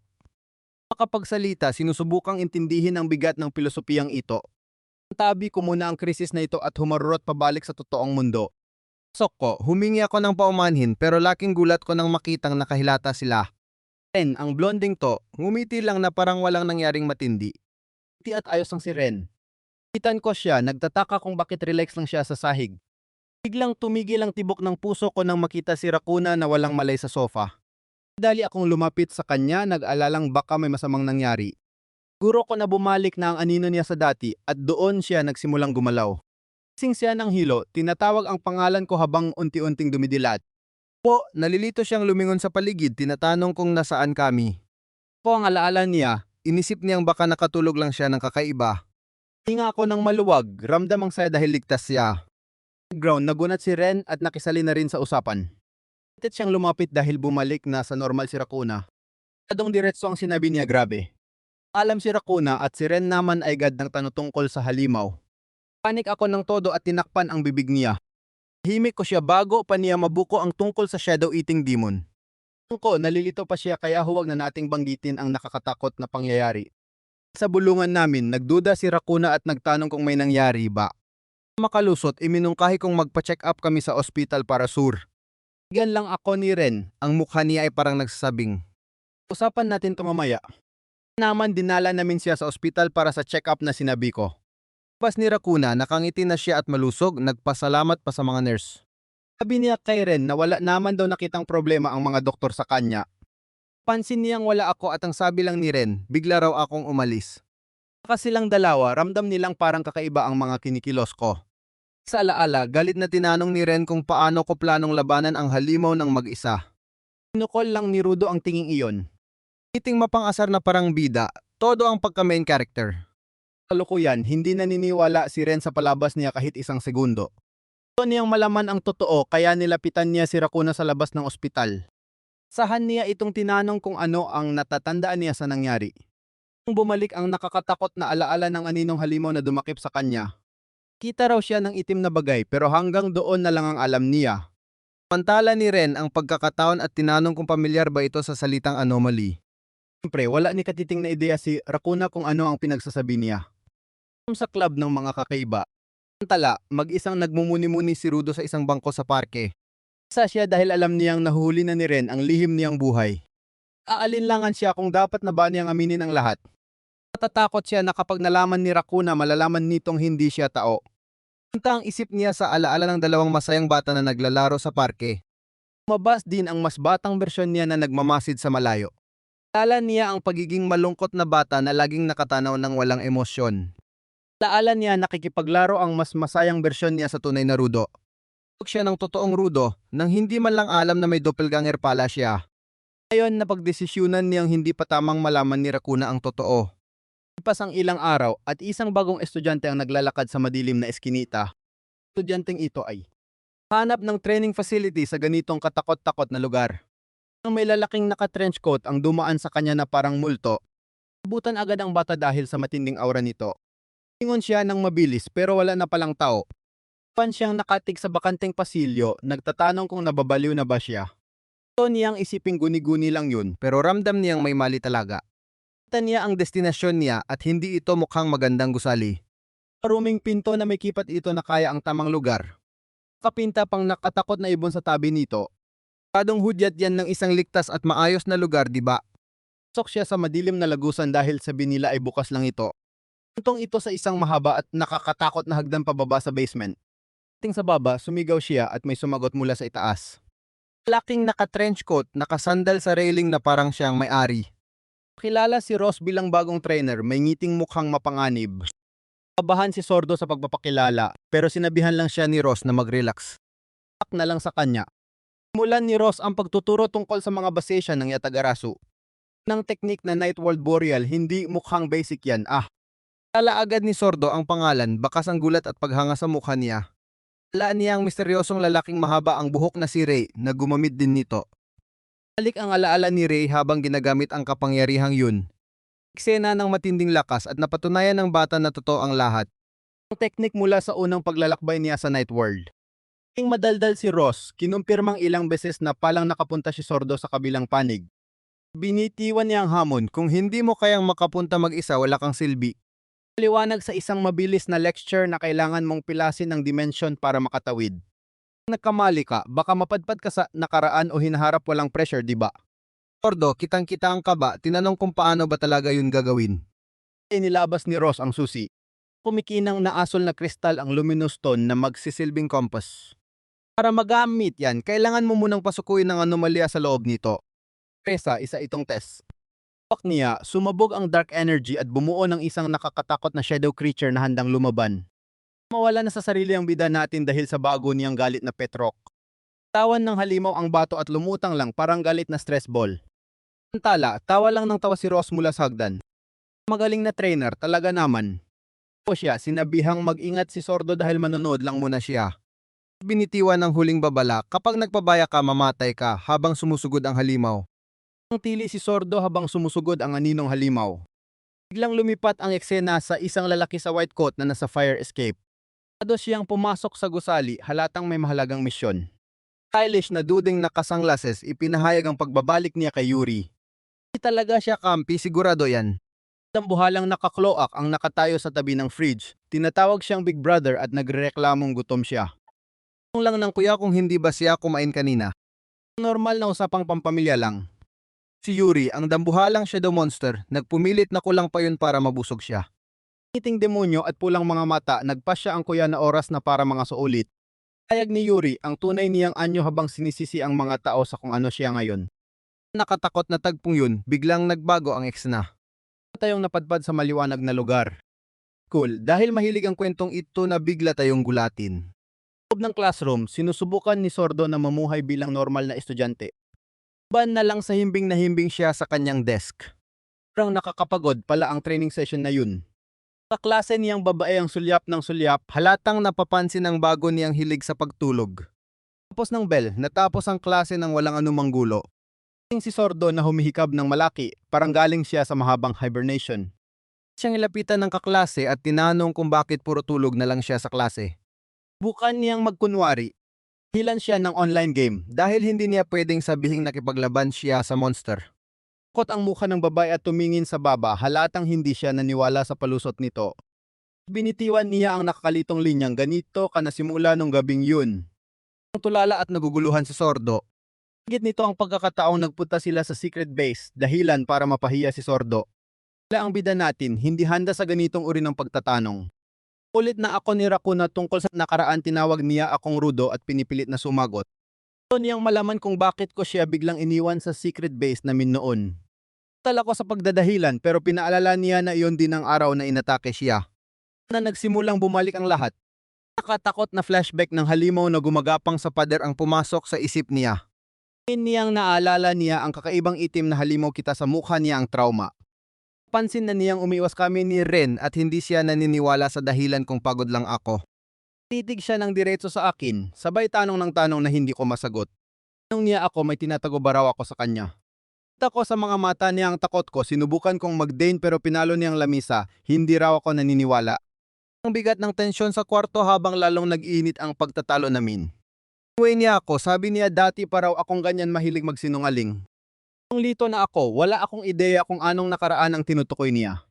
Sobrang inis, lumabas na lang siya at nagtungo sa banyo, iniwan akong tulala. Guluhan siya kung bakit kailangan kong maging secretive at ilayo ang loob ko sa kanya. Confrontation na ito ang nagdala sa amin sa alaala noong mga bata pa kami sa park. Upo kami sa duyan at bigla na lang akong nag-open ng isang seryosong usapan. Binitiwan ko ang pinakamabigat na salita na pwedeng sabihin ng isang bata. Hindi ko baka malapit na akong mamatay.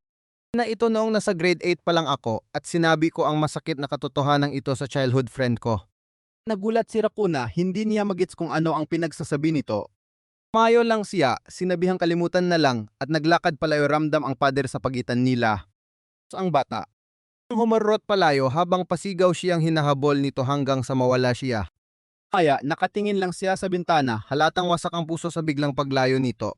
Ala ay naglaho habang nakaupo siya sa mesa, iniisip pa rin ang nangyari kay Rudo.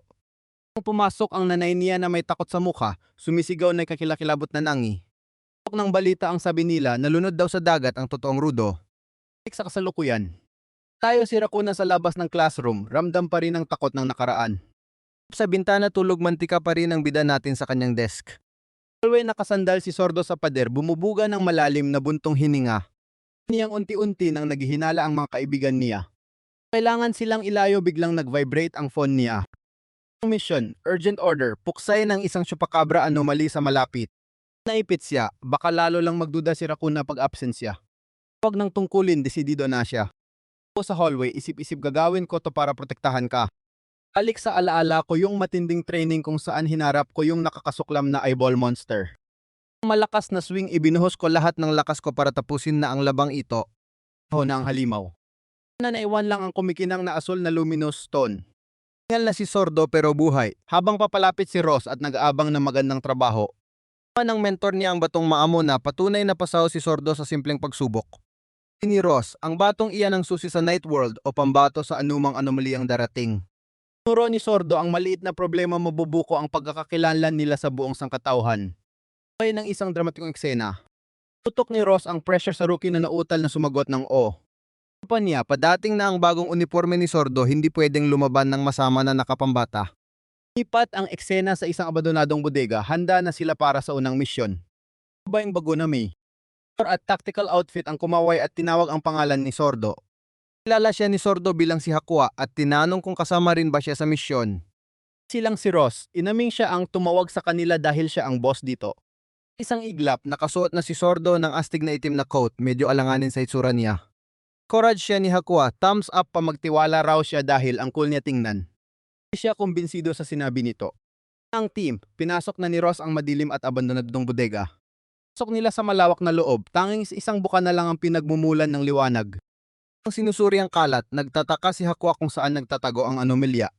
Panag ni Ross, may mga batang nag-test of courage na nakita raw ng pakabra rito.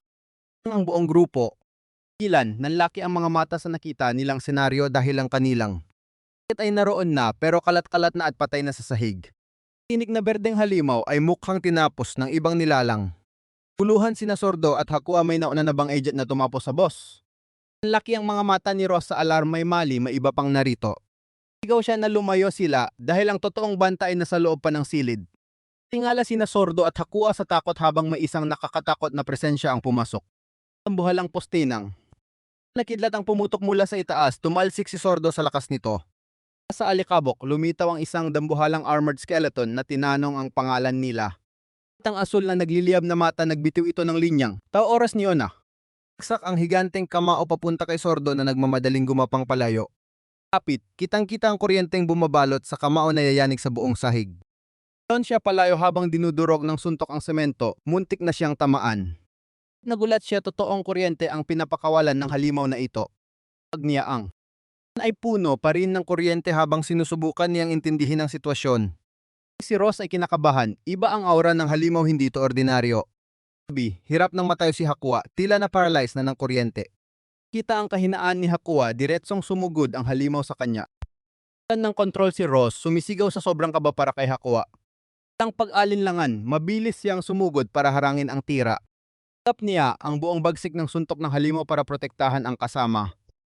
Lakas ng impact, tumalsik siya sa kabilang dulo ng silid, wasak ang katawan.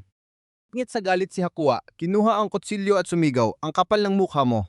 Sugod siya para saksakin ang braso nito, isang matapang pero suicidal na plano. Pakan siya ng halimaw, binalot ng matinding kuryente, napasigaw siya sa sakit. Ina siya ng husto at ako sa sahig habang nakatayo ang halimaw sa ibabaw ng pangalawang biktima nito. Sisigaw si Sordo, tinatawag ang pangalan ni Hakua, durog ang puso sa nakita niyang sinapit nito. Tap niya ang dambuhalang skeleton monster na naglalabas ng nakakangilong aura ng kapangyarihan. Ang halimaw ay tila nagtataka kung ano ba talaga siya bukod sa pagiging isang anomaly. Sabi ng mga bariles, pilit bumabangon si Ross matapos saluhin ng kuryenteng dapat ay para kay Hakua. Hindi pa sapat ang gulo, ito ang nakakaaliw na bahagi. Pusa ang kaswal na naglakad sa gitna ng laban na habang humihuni. Ang gulo ang isip ko, pusa ba talaga ang pumasok sa isang boss battle? Ang ito, walang pakialam sa buhay at nagsimula na lang maglinis ng sarili. Tingin ang higanteng skeleton, nakatitig ngayon sa nilalang na pinakatsil sa buong mundo. Takot na madamay, sumigaw si Sordo para pigilan ang monster at iligtas ang kuting. Ang dambuhalang kamay, pero tumingala lang ang pusa gamit ang mga matang nang hihingi ng pagkain. Halip na durugin, marahang binuhat ng monster ang pusa para yakapin. Ni Sordo, larawan ng taong hindi makapaniwala sa nakikitang kabaligtaran ng realidad. Kausap na ngayon ng nakakatakot na behemustang pusa, nangangakong poprotektahan ito.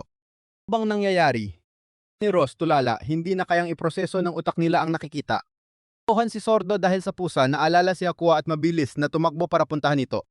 Tungan niya itong tumayo. Palang gising pa rin ito matapos ang malakas na shock na tinanggap niya. Tanong siya kung ano ang nilalang na iyon habang ginawa namang sombrero ng monster ang pusa. Taka ako kung sino ba talaga itong skeleton na mahilig pala sa pusa. Nang may tumawag kay Yuri mula sa itaas at nakita ni Sordo ang kapatid na nabanggit kanina.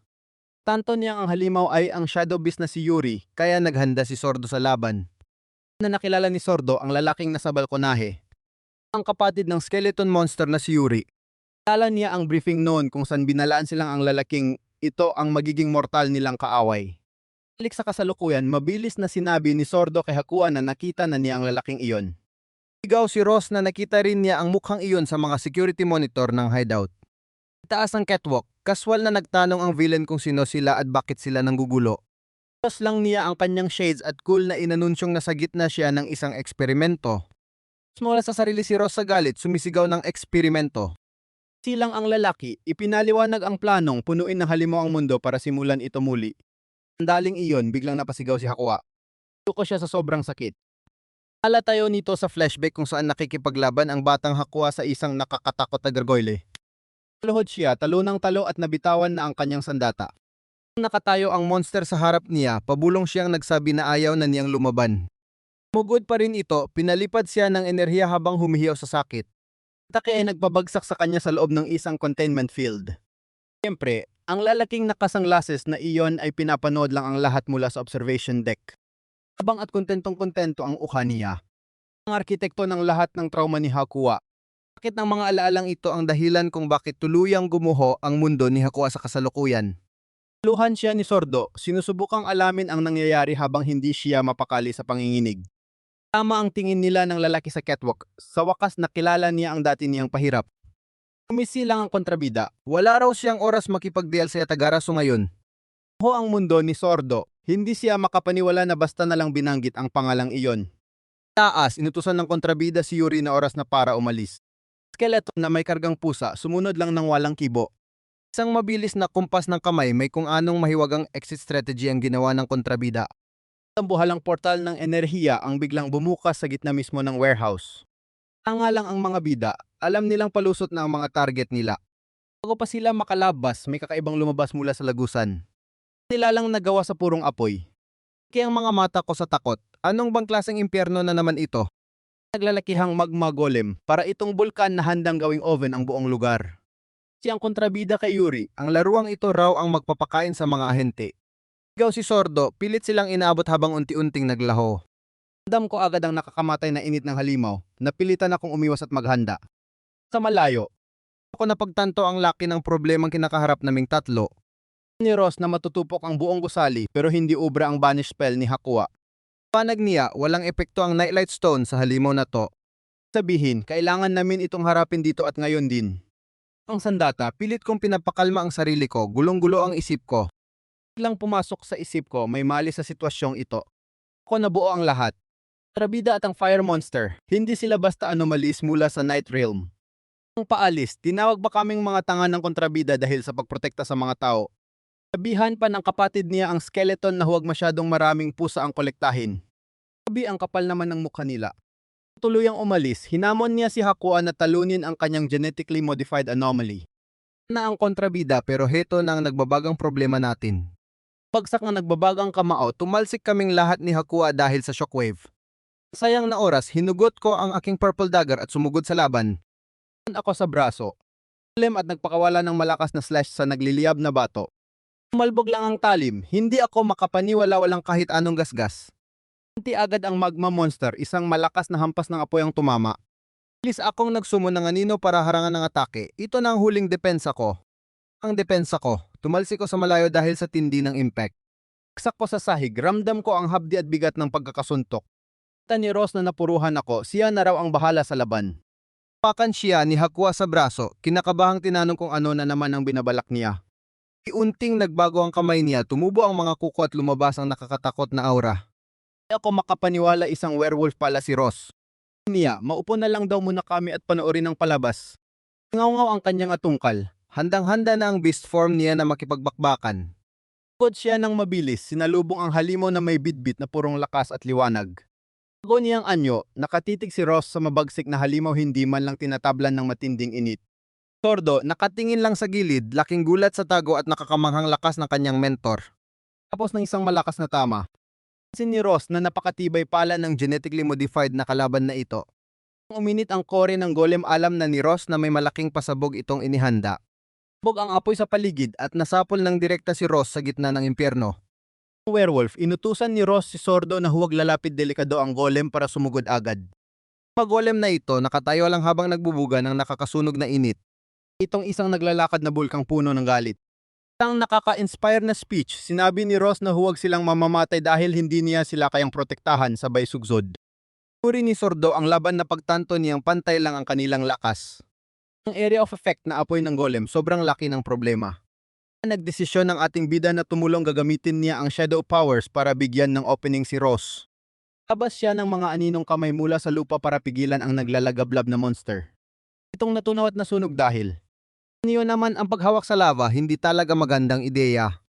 Ang shadow attack naglaho na parang bula dahil sa tindi ng init ng kalaban. Sordo, gulat na ang pinakamalakas niyang moves, natalo lang ng simpleng physics. Kawala ang golem ng napakalakas na buga ng init. Aling tinaboy ang natitirang mga ninong kamay ni Sordo. Ang magawa, napaisip na lang siya kung ano ang dapat gawin ngayon. Nang tumayo si Hakwa, binaliwala ang babala ni Sordo na kailangan pa niyang magpahinga. Alok niyang hiramin nito ang kanyang lakas, isang classic na anime power-up moment. Tala na sa ere ulit si Ross. Handa ang sarili para sa panibagong round ng pag-ati sa golem. Kahit nagalit ang kanyang mukha, desididong patamaan ng malakas ang kalaban. Ayon, muli siyang sinakop ng malakas na pagsabog ng apoy, hindi yata naging mayos yun. Mismong sandaling yun, nakaisip si Sordo ang kanyang shadow energy, nagbago ang layunin. Ang mga golem, parang nagulat, tila naramdaman ng kakaibang enerhiya sa paligid. Sa boost ni Hakua, ang shadow hands ngayon ay sapat na ang lakas para ikulong ang golem. Si Sordo kay Ross na umatake na. Kanya ang perpektong sansasa para tumama ang kanyang mentor. Tinig ang hudyat, nagpakawala ng sigaw si Ross, handang-handa na sa pag-atake.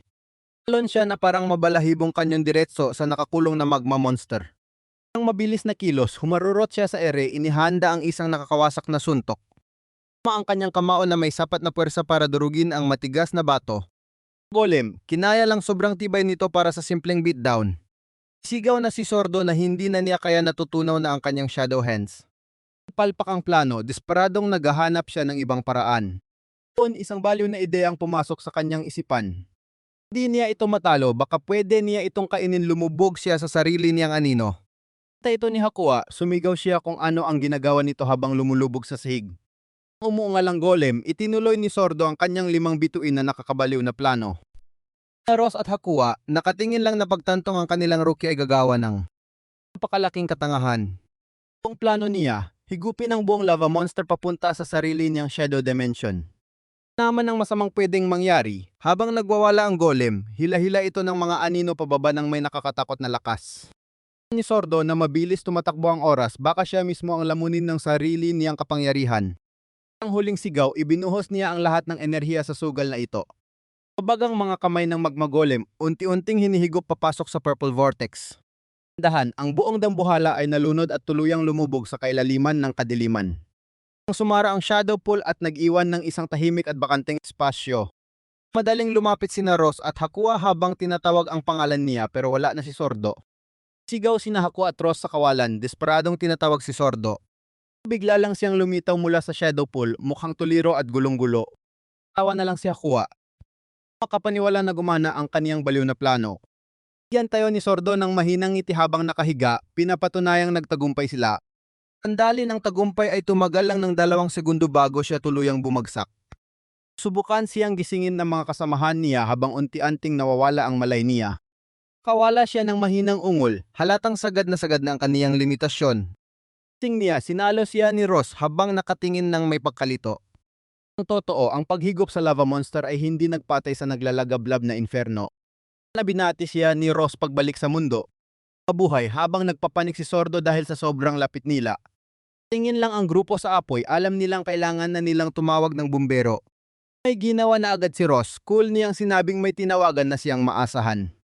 Ating ang tulong sa katauhan ni Miyuki na ngayon ay hinihinga na ni Ross ng pabor.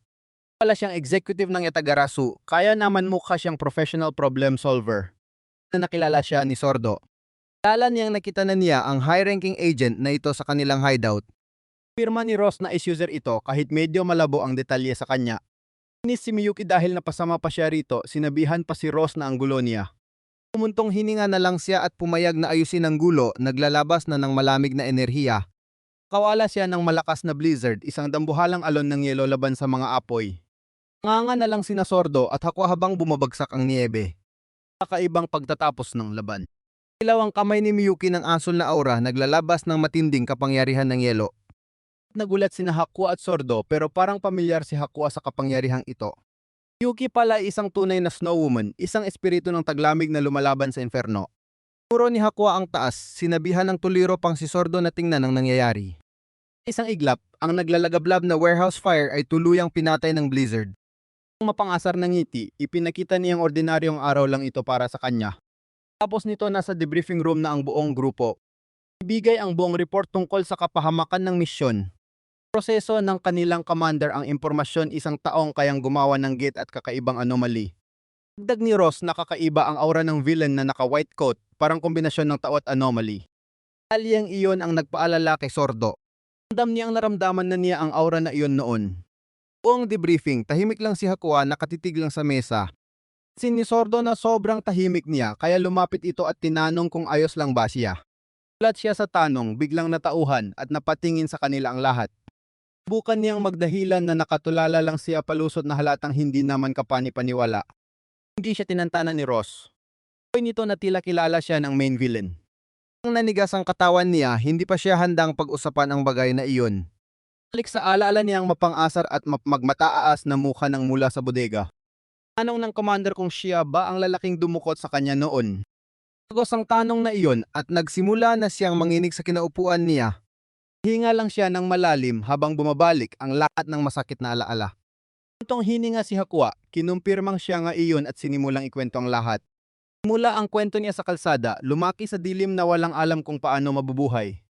Atin ang paggabata niya, mag-isang kumakalkal ng basura para lang makain. Nasa pinakamababa na siya ng buhay niya. Tapos siya sa eskinita, wala nang natira sa kanya. Doon siya tumingala at nakita ang isang taong lumalapit sa kanya. Iyon, ang villain na naka-white coat, nag-aalok ng tulong sa isang batang desperado. Tok siya ng labasan sa buhay na iyon at tinanggap niya ito ng walang pag-alinlangan. Ang sandali, bakas ang saya sa mukha niya, akala niya ay nakahanap na siyang pag-asa. Uwi lang naman sa pagkakagapo sa mesa para sa mga karumal-dumal na eksperimento. Kabila ng takot, sa wakas ay nagising ang mga nakatagong kapangyarihan niya. Ito siyang kontrolin ang mga anino, ang lakas na isinilang mula sa trauma. Ang buhay niya ay puro walang katapusang bakbakan laban sa mga monster. Ang halimaw na iyon ay nanonood lang, sinusuri ang bawat galaw niya. Natapos ang pagkakakulong, lumaban pa rin siya para rito dahil wala siyang ibang alam. Kitang-kita na inuulit niya ang bawat masakit na sandali habang nagkukwento. Banggit niya ang pangalan ng lalaki si Akira.